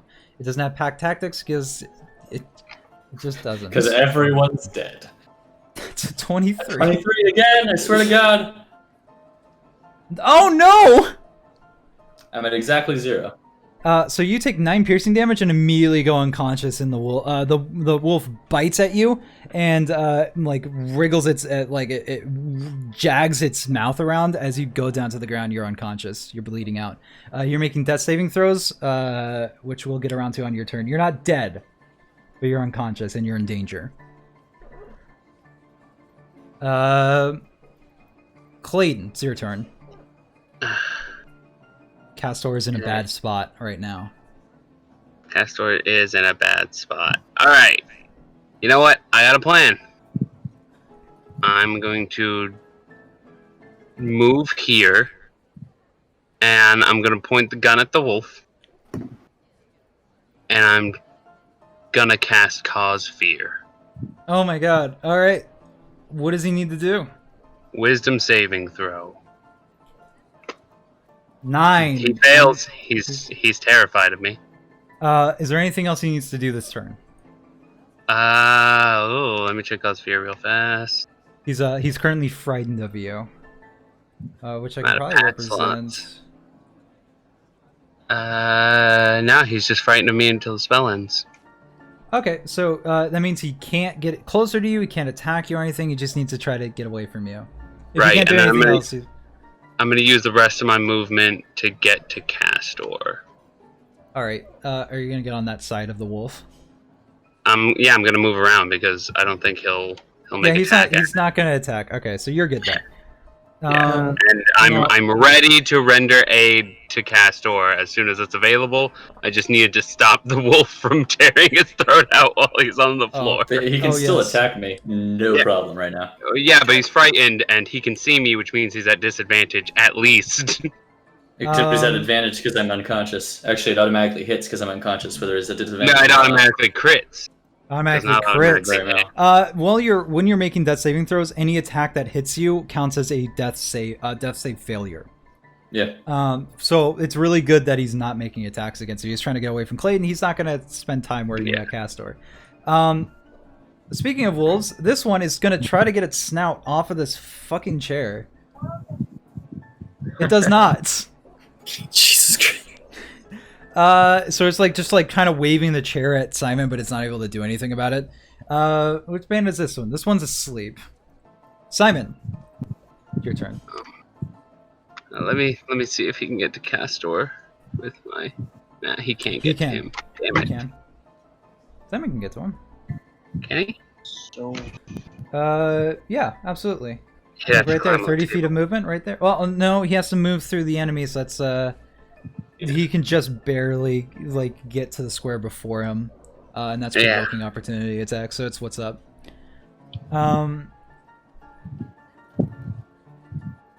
So what's Simon's plan this here? guy doing anything? He's asleep. He's asleep. He's unconscious, laying his head against the wall. Okay. And does Cause Fear prevent this one from taking reactions? No, it just stops it from trying to move. It can't attack Clayton, and it can't get near Clayton. So it can definitely come down this way and start trying to attack you. Yeah. But it's scared of Clayton right now. You could get right here to try to get to Castor, because that's Yeah, a body, I'll say that definitely works. and then you can try to stabilize him at least. How's your medicine? Then I'll try and do that. It's It's intelligence based, so it's pretty good. It's wisdom based. Oh, never mind. It's pretty bad. Yeah, medicine -1. You only have to hit a 10. Which means you only have Decent shot. Yeah, you only have to roll an 11. I'll try that. I'll take the attack of opportunity. I have. All right, so the wolf is gonna go ahead and try to attack you. 40 It damage. does. Oh no, it can't because it has a chair anyway. So fuck it. It doesn't matter. Yeah. Nice. So yeah, absolutely. You can go ahead and move over to Castor and attempt to save his Yeah. life. Here. Yep. We'll say that this guy is fucking in the back here. Yeah, also considering Castor was up and just went down, he's probably on top of the body pile. Hey, Yeah, how's exactly. that? How's that, guys? You try to close the bite wounds on him, but you are unable to do so as it's I just keep adding you- pressure to it. yeah, you're just trying that pressure. You're like choking him or something. It's not. He like it's- goes- he's like, I don't know how to, more, Daddy. he's like, I don't know how to fix people. I just light them on fire. I'm just like crushing his organs, applying pressure. Like, are you feeling better? Is it better? Simon, Uh, oh Jesus, boy, oh goddamn. Oh my god. Anything Are else you- you want to try with a bonus I mean, action? I'm just upset that medicine is based on wisdom and nature is based on intelligence. It is super weird. I think that should be flipped, but I'm not in charge of D&D. I'm not Wizards of the Coast, unfortunately. With that, it's Castor's turn. Give me a death saving throw. It's a straight D20, and if it's 10 or higher, it's a success. If it's 9 or lower, it's a failure. 3 success. failure. So you Nice. have one death phase failure. 3 of those, and you're dead. So I'm pretty try to make sure that we not can work. heal you before it becomes a problem. Yeah, I'm just letting you know. All right. Down here, this bandit right here goes like, "What the fuck? Wake the fuck up!" and kicks this guy awake. That's his action, though. That's his action, though. Lucius, it's your turn. I said go to fucking sleep. No, You can attempt healing word. Any healing done at all on somebody with 0 HP wakes them up and makes them stable. huh. Yeah. That's- Otherwise, otherwise. I'll take note of that for later when I need it. Okay. Just in case. Just in case, you know. In case like someone drops in combat Yeah. to exactly 0 HP and I have to intervene. Go Yeah. ahead and do this to signify death saving throws right there. Oh, it's cute. It's a little beat up face. It's so cute. It looks like a windmill. What? It looks like a little dog. All right, Lucius. Now we all have to deal with the Rorschach test. That is, what does this face look like? Looks like my parents arguing. Why is that? Will, it really wasn't cool for you to put a picture of my parents having an argument as an icon. Fucking Lucius, do something! God damn it! Well, I mean, you guys are done. We are. Healing word. Do you have the? What's the range on that? 60 60 feet? feet. Right there. Fucking... It's anywhere in this fucking place. Yeah, pretty much. Exactly. All right. So, Castor, you gain 7 points of hit points back, and you instantly wake up. Oh, hell yeah. Oops, I just gave myself 97 hit points. You feel, Lucius, I would imagine that it's along the lines like you play a little diddle on your drums. How do you cast your healing? How do I cast What do you do for casting healing as a bard? as a bard? See, you would think sing a little song, do a little dance, make a little love, maybe get down tonight. One little kiss. How does one make a little bit of love? Just the tip. Yeah, exactly. Or in some people's case, that's the whole thing, you know. That's all I can. But Like, I don't know how tiefling races are, but I'm sure you're better than that. I'm sure we can find Yeah, some people. kind of I ain't animation people. that's us. The hum a soothing song that somehow fucking does. I don't know how the hell me just singing doing anything as a bard. I'm trying to That's what bards do, dude. They do know cast what? magic with music. That's their whole shtick. I have a good idea for it. Okay. What if you drum out like a steadily raising heartbeat on the drums and then like force his heart to come back? I wasn't having a heart attack. I don't know. Your heartbeat was definitely Okay, your heartbeat was definitely decreasing. Your heart rate was definitely decreasing because you were losing blood. Oh god, now I'm having a heart attack! Yeah, as the drums are being played, Castor. Yeah, as the drums are being played, Castor, you feel your heart beat in your chest at a better pace as more blood is filling your body. Your wounds are knitting closed, and you instantly wake up with a gasp. Now, I know you said closed, but I really heard your wounds are knitting clothes. they are. They're knitting clothes. Yeah, they're putting little fabric patches. Very interesting. Simon's going to release the pressure on your organs and be like, you are welcome. Lucius, healing word is a bonus action. Do you want to do anything as your action? You can cast a cantrip, Do a little dance. make a little Listen to love, whispers. get down tonight.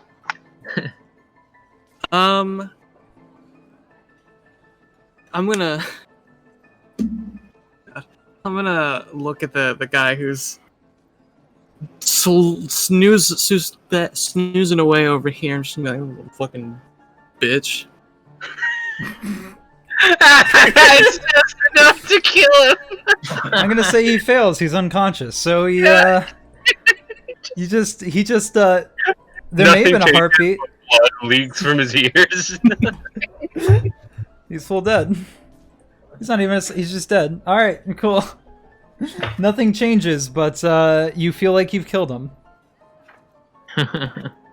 All right. Bandit 3, which is the guy that just died. I'm gonna say, oh, Lucius, because it's in your turn. That's kind of when Lillian was supposed to be acting, so she's gonna go ahead and take a shot. So that's a D20. Oh, nice! Hey! There's no bonuses, but it's I think a hunting rifle is 1d10, right? Sure. We'll I say it trust is for you. now. We'll say it is for now. Oh, wait, I could check because I'm proficient. She takes aim at this guy, and like he just woke this guy up, and immediately takes a shot through the fucking chest, hunkers back a little bit, and looks like he's on death's door. It's like, oh, fucking Christ! Didn't I tell you you were next? This coyote does not care about attacking Simon right now and wants to get away, so it's gonna move. 5, 10, 15, 20, 25, 30. We'll say 40, right? He moves right about there. I'm just gonna wolf move up to 40 feet. Yeah, so he moves over like as far away as it possibly can from you. Simon, you have opportunity. Castor and Simon, you both have opportunity attacks on it. Heck yeah. Sure. I don't know. Can you do that with spells? I think you can do it with spell melee attacks. Only if you have Warcaster. Yeah. Oh, okay, then never mind. And you can technically be any spell that targets a single creature. It's a reaction, so if you want, you can just punch it. Unarmed Can I use my strike. quarterstaff? Yeah. You do have one, yeah, absolutely. It's a 13. A 13? 13 hits. 14. A 14. 14 doesn't hit. I'm sorry. Yeah, 14 doesn't hit. Yeah, go ahead, roll damage. It's got a staggered AC. I'd be using it one-handed, right? Depends. You just like take it out of your bag and go and hit him with it. Or take it from the side of your bag. If you want to hit it with both hands, by all means. I'll say it's possible. Well, Nailed it. Any bonuses? +1, I believe. yeah, it's just the +1. So it takes an extra 2 points of damage. So Castor, you like jab at it like in a pressure point as it leaves and it yelps. Simon, you just kind of tap it. I do that thing where like they do in fucking Naruto, where they jab their fingers up someone's butt. God damn. That was music of death. That's gross. Uh, That was its turn trying to run away. It can repeat the wisdom saving throw at the end of its turn. Okay, it's gonna do that. Nope. Nope. Still terrified. Why everything but me? Clayton, it's your turn. Alright. So I told him he was next. And he wanted to fuck around and find out. So I'm gonna move here. Alright. And then I'm gonna Eldritch Blast it. Which one? Pink or purple?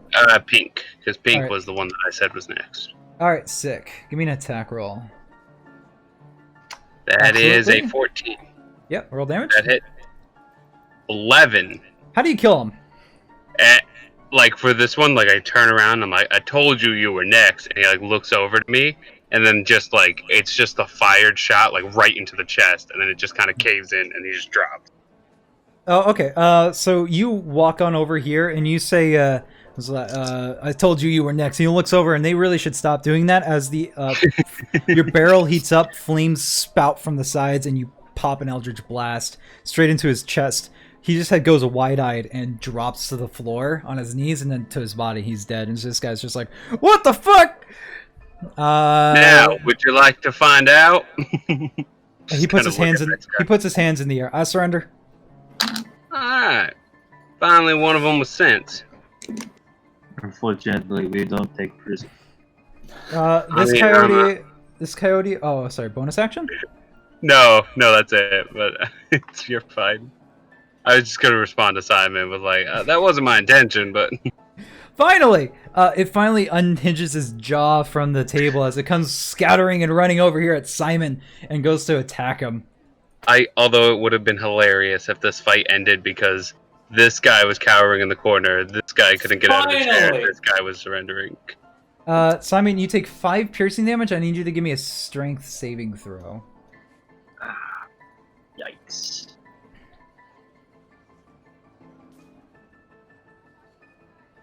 Oh my god. All right, so you do take the damage as it bites into your arm.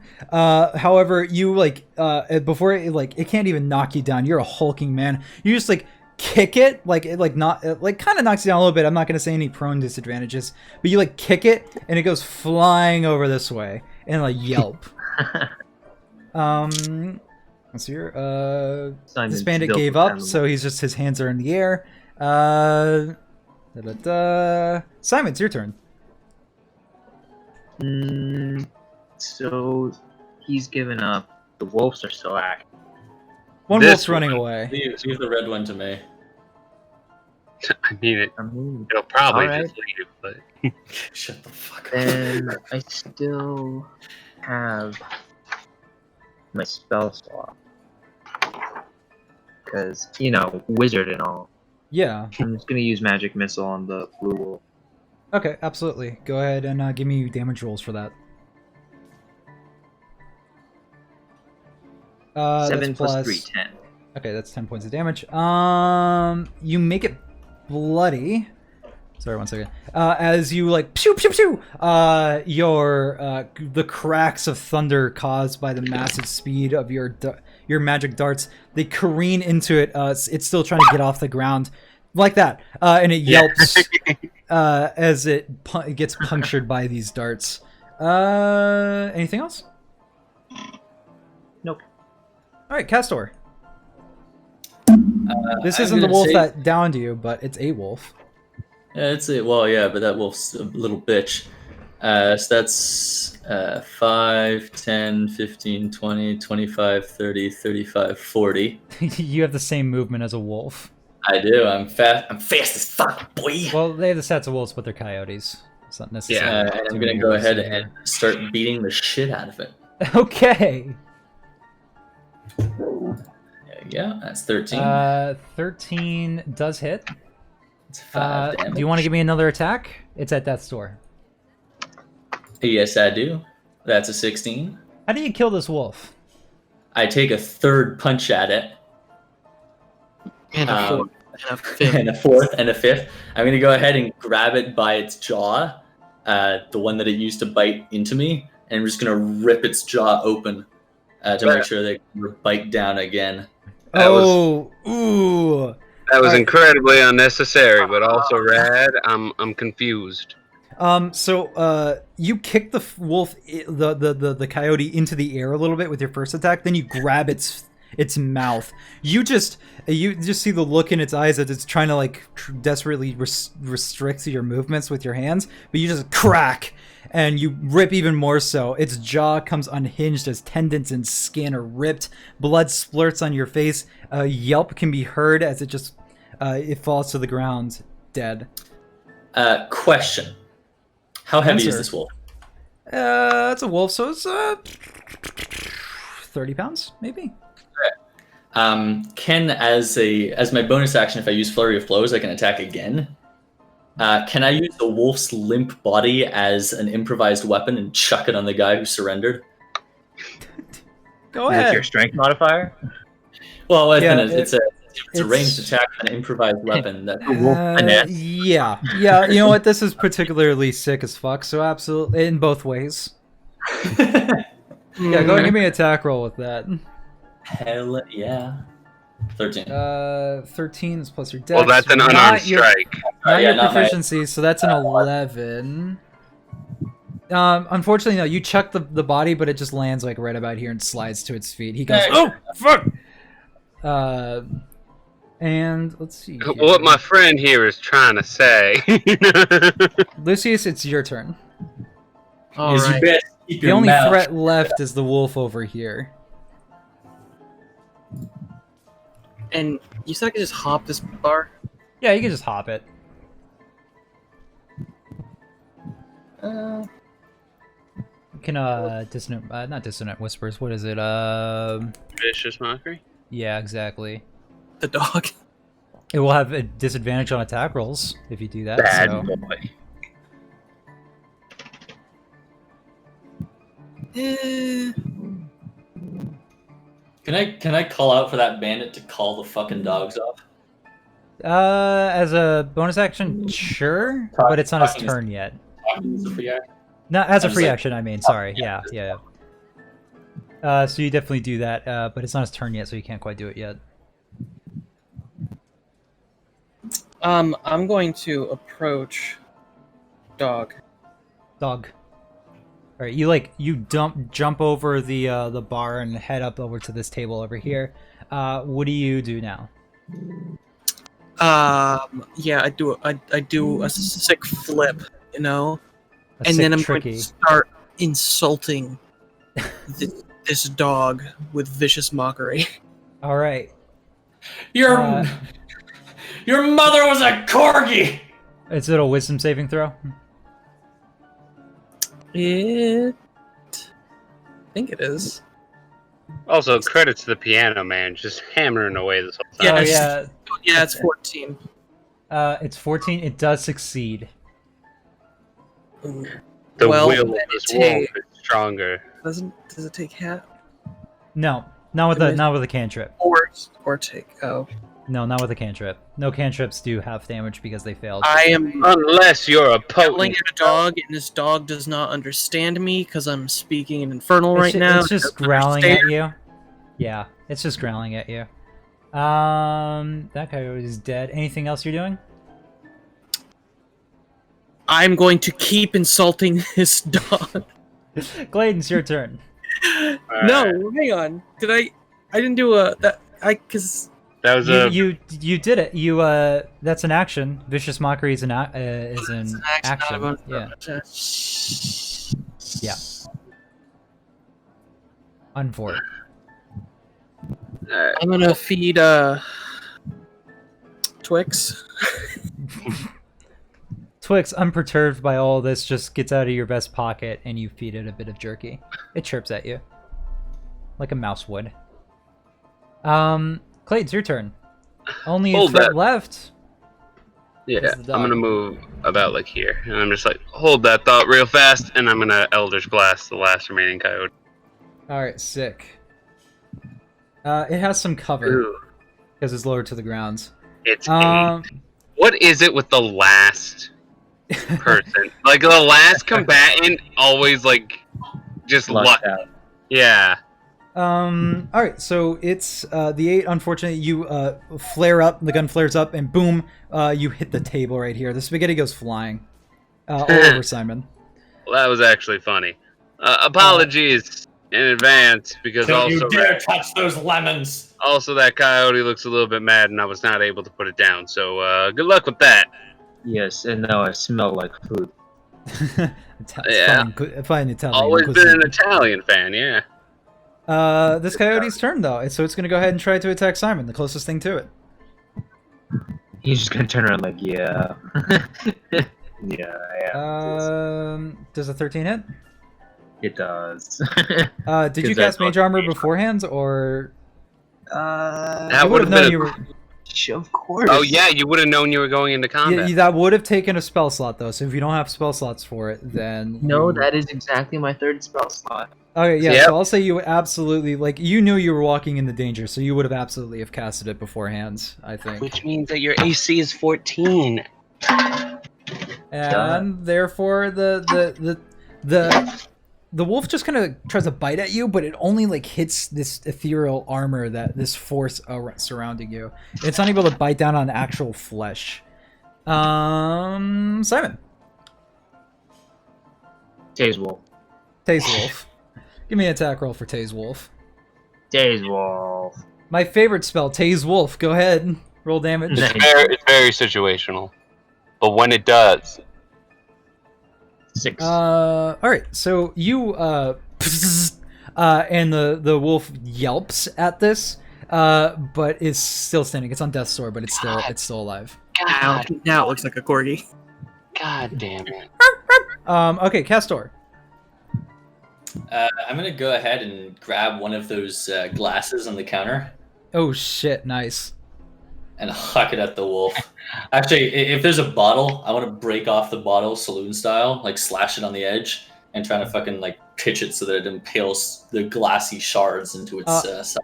I will say Simon. absolutely you can find a bottle. Go ahead and chuck it at it. What's the distance on that? I think you're going to have disadvantage on that throw because it's more than 20 feet. I can move forward. I've got plenty of movement. Yeah, you got So- 40 points of move. So you move over to the table, get a glass, or get a bottle, and then you move up closer to about 20 feet of it. Which is going to be here, right? You move up right there, yeah. Yeah, it's 20 feet. All right, sick. So you crack the bottle. 20, but minus 2 'cause it's not with, That's proficiency fine. bonus. Only 18. Give me a D4 with Dex bonus. Oh, that was already it. It's there. It's 5 points. How do you kill this wolf?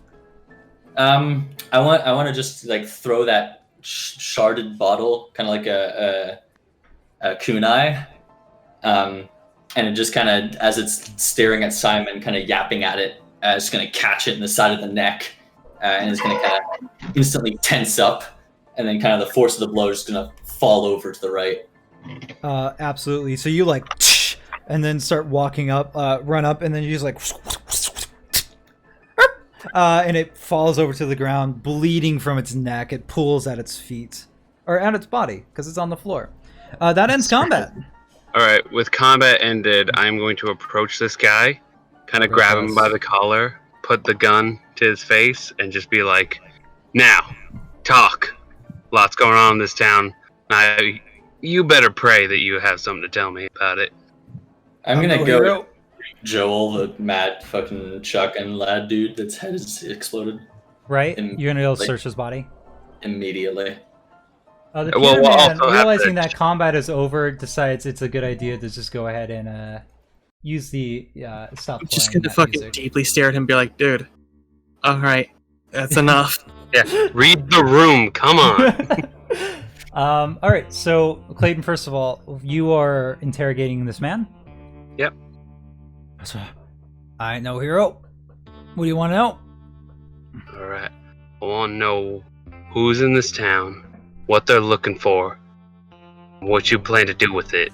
I don't think there's much of anyone left in this town, to be quite frank. You said your name wasn't Frank.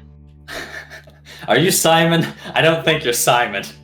I'm sorry. Somebody interrupted me. What'd you say? I said that I need to know what's going on in this town, who's doing it, and what they want, what they're looking. Was what they're looking for, who's looking for it, and what they plan to do with it. Big Jimbo, leader of the Sputter Dust Gang, asked Joel to track down Theodore. They're trying to find the orb. I don't know too much more about it. We were the main contention in this town. And he like looks around, was main contention in this town. Castor, you're looking through the body of Joel, right? Yes. Well, on top of money, which you do not give a shit about, you do find a particularly weird rock with a carving on it. As soon as you pick it up, I don't want to touch it. I don't want to touch it if it seems arcane in nature. it's arcane, but it's not dangerous. Okay.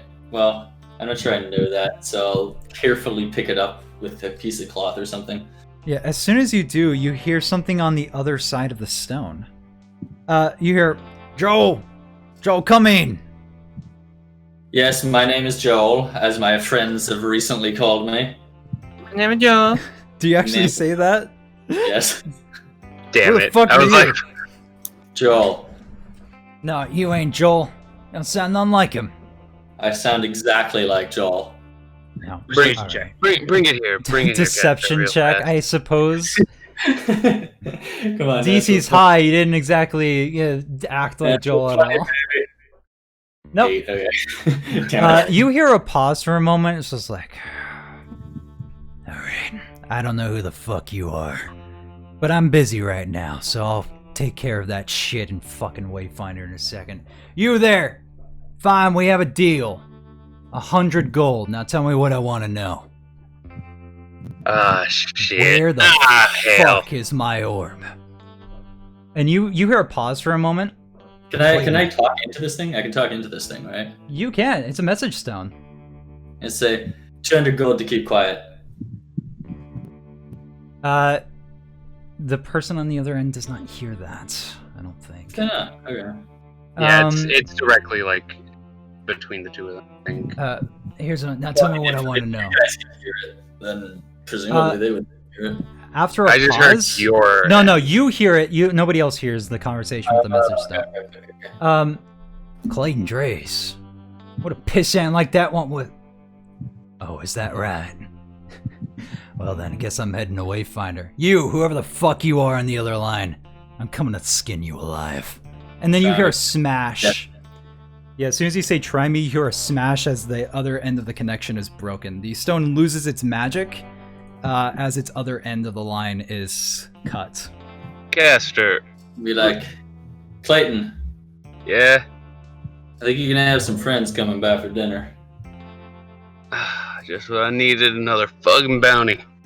Simon, you were opening the chest. Yeah. Inside, you find 2,000 copper, 1,000 silver, 80 gold, 6 objects that have this sort of art around them, an embroidered silk handkerchief, cloth of gold vestments, a carved bone statuette, a pair of engraved bone dice, and 2 copper chalices with silver filigree. On top of that, you also find some objects of power. We're gonna go ahead and roll for magical items. I have 3 of them here. Who wants to get those rolls out here? I'll roll. I'll do one. The rule. So because Lucius has never really been able to come up to this point in a D&D game before, I would like him to make a roll if he wants. Yeah, go for it.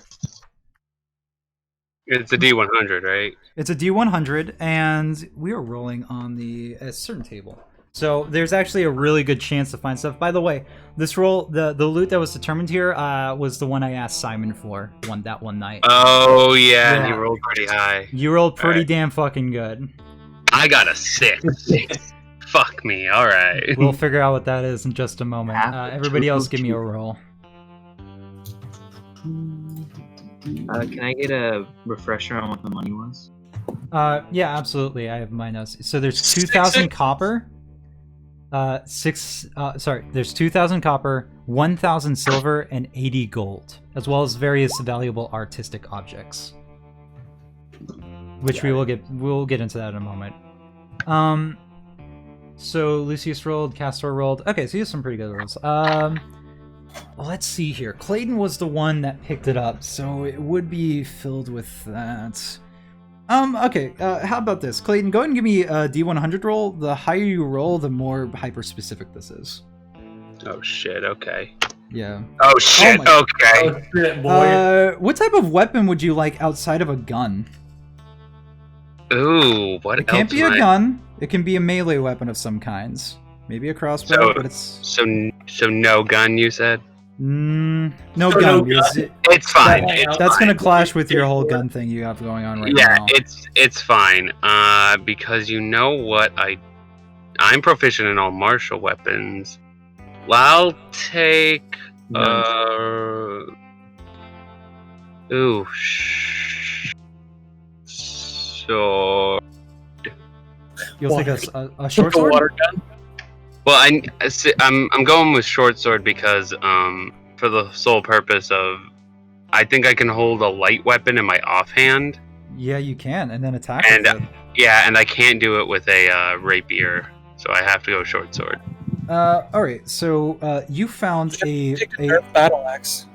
properly an engraved short sword. It has designs that would suggest elven in nature, but it's a really nice looking sword. And as soon as you pick it up, you feel the magic emanating off of it. You're gonna have to get some sort of roll to figure out exactly what it is, but that's Arcana. Yeah, something like that. I'm sure with an Arcana is enough. An identify spell will tell you everything, though. Let's see here. Lucius rolled a 25.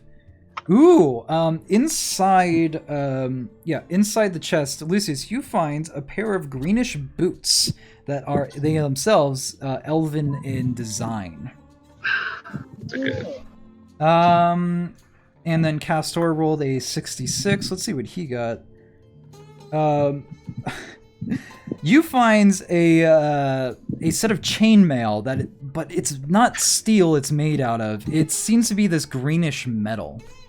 It is completely worthless. You and There's Lucius should trade. Yeah. So, by the way, this is just a roll to see like what was inside of it. If you guys want to trade it between each other to find like, oh, this is more useful to you than it is to me, by all means. Does anyone need armor? Because this shit don't work in my experience. If Simon wants to take the time to cast Identify 3 times in 30 minutes, he absolutely can. That is kind of what we're Yes, paying. I can. Duh. Simon? Yeah, like he's sitting there and he's like, "Do you want to?" Yeah. Yeah, I'll go for it. So you take some time. Lillian is actually pouring drinks for everybody who's still alive. It's like, well, this is gonna be a bitch to clean up. Where the fuck did you go? You grabbed the plate of lemons. I'm not kidding. Lucius, where the fuck did you go? God damn it. I'm sorry, what did you just say? Lillian says, like, where the fuck did you go? You've been gone for 2 weeks. 2 weeks. It's been about 2 weeks. Almost. It was an interesting walk. Look, I told you I had vacation time. I'm using it. We already had this discussion prior. Yeah, I really wish you would have picked a better time. Well, you know what? She motions to all the dead bodies. I don't care what happens. Whatever. This better not come to bite us back in the ass. So while you're casting that, Simon, a drink does get passed over to you while you're casting your rituals, and you figure out that you had found a short sword, a +1 short sword. So it has +1 to attack rolls and damage rolls, as well as let's see here. What was that again? 25? Yeah. Yeah. You find boots of elven kinds, which have some bonuses. I need to find them. This is in alphabetical order. Let's see here. Supposedly, you should be able to just add these items to your inventory through D&D Beyond, but I don't have the Dungeon Master's Handbook on there yet, so we'll probably have to wait a week. But +1 short sword was You know available. what? Yeah, absolutely. If you could just copy paste that into somewhere where I can read. I'm reading from a physical book, so give me a moment. Boots of paste it, elven Jesus. kinds. Let me try to find B. How many I lemons can are on that spell. Give him a minute. He's reading. I don't know. plate? I mean, I'm assuming While that's you wear, yeah. every single plate. So these do not need to be attuned to, so you can just wear them. While you wear these boots, your steps make no sound, regardless of the surface you are moving across. You also have advantage on dexterity stealth checks that rely on moving silently. So like that's like perfect for Castor. But on top of that, you also find an adamantine armor chainmail. So let me find adamant armor. Ah, shit. And like I'll add these. Okay. So it's chainmail. This suit of armor reinforced with adamantine, one of the hardest substances in existence. While you're wearing it, any critical hit against you becomes a normal hit.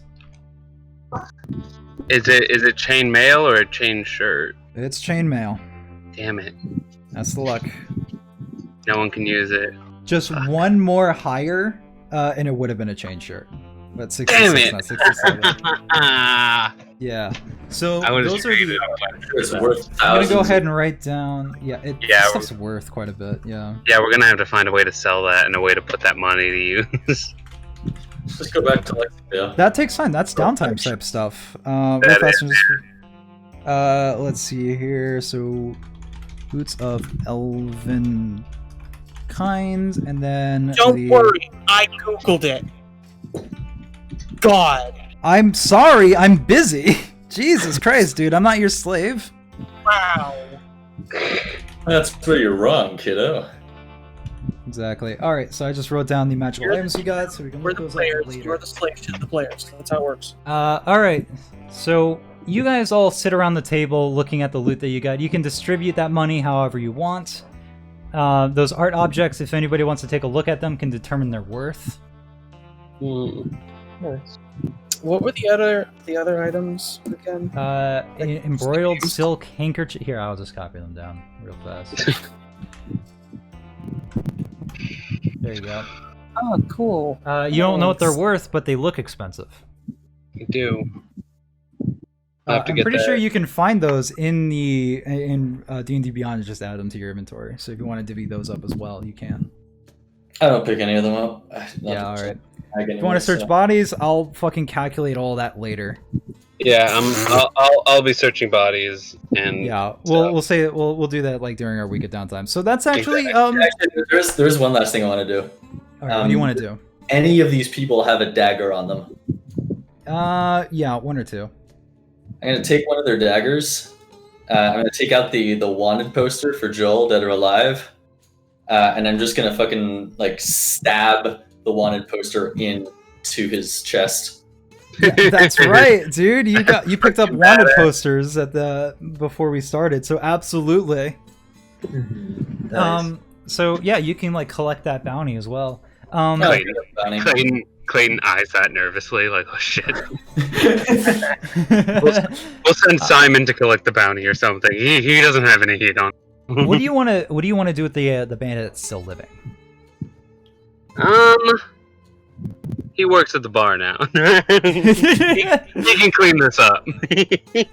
That's up to Lucius and Lillian.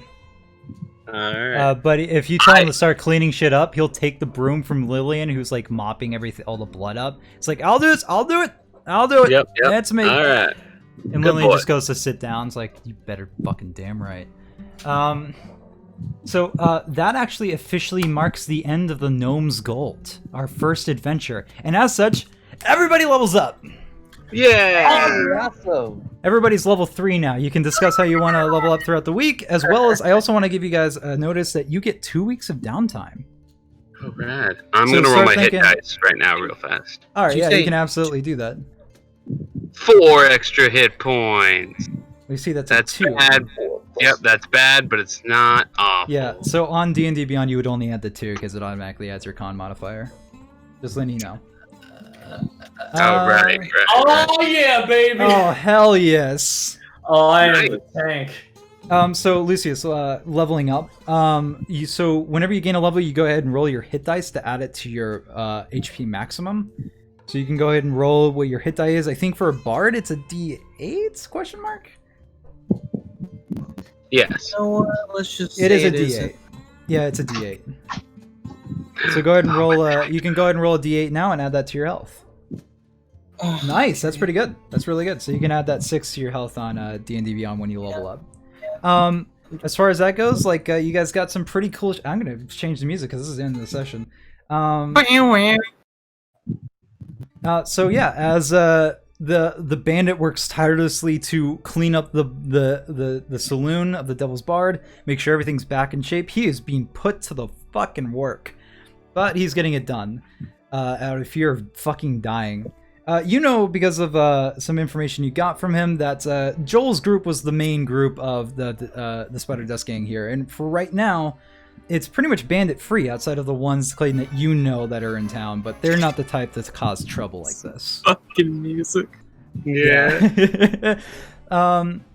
You guys could end up spending the next 2 weeks doing basically whatever it is that you feel like you would want to do. We're also gonna spend our lifestyle choices as well. If somebody wants to pay for Castor for him, you can, but it looks like he's generally not a whole money type person. Like I said, this is stuff we can discuss on Discord later.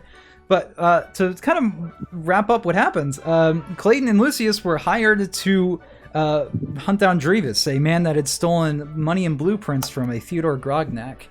In doing so, they managed to successfully get it, but find out that it had plenty of ties to both the Spider Dust Gang and a Governor Otto Barnes. This music is amazing. It's the surface of that? Yeah, basically. In that time, Clayton and Lucius had met up with Castor and Simon, who they had found on the train, but really grouped up together to start traveling westward to the town of Wayfinder. When they arrived, they managed to find Theodore Grognak hogtied to the sign, and learned that the Spider Dust Gang had learned a bit too much.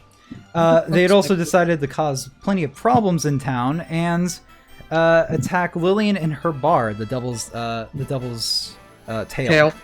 You guys had come in, cleaned up shop, collected bounties, collected treasure, got yourself some magical items, and learned of a few other things. That a Like gym power of friendship. That big Jimbo is on his way, and he's on a warpath. Well, technically, I didn't tell anyone that. I just said that Clayton was going to have friends over. Yeah, Clayton's kind of figured that out. Yeah, so I got questions for DM before. I mean, has to do with leveling up, so it's not story related. yeah, we can take care of that stuff in Discord later. We're just getting the hit dice rolled. Very, very important. Yeah. So at level 3, right, I gained the ability to deflect, right? So basically catch bullets and throw them back at people. Oh yeah, if you can get all the damage down to 0, you can get all the damage down. At level 3, I also get to choose Kensei weapons with my path. All right. Can I make dart count as the bullet that I throw back?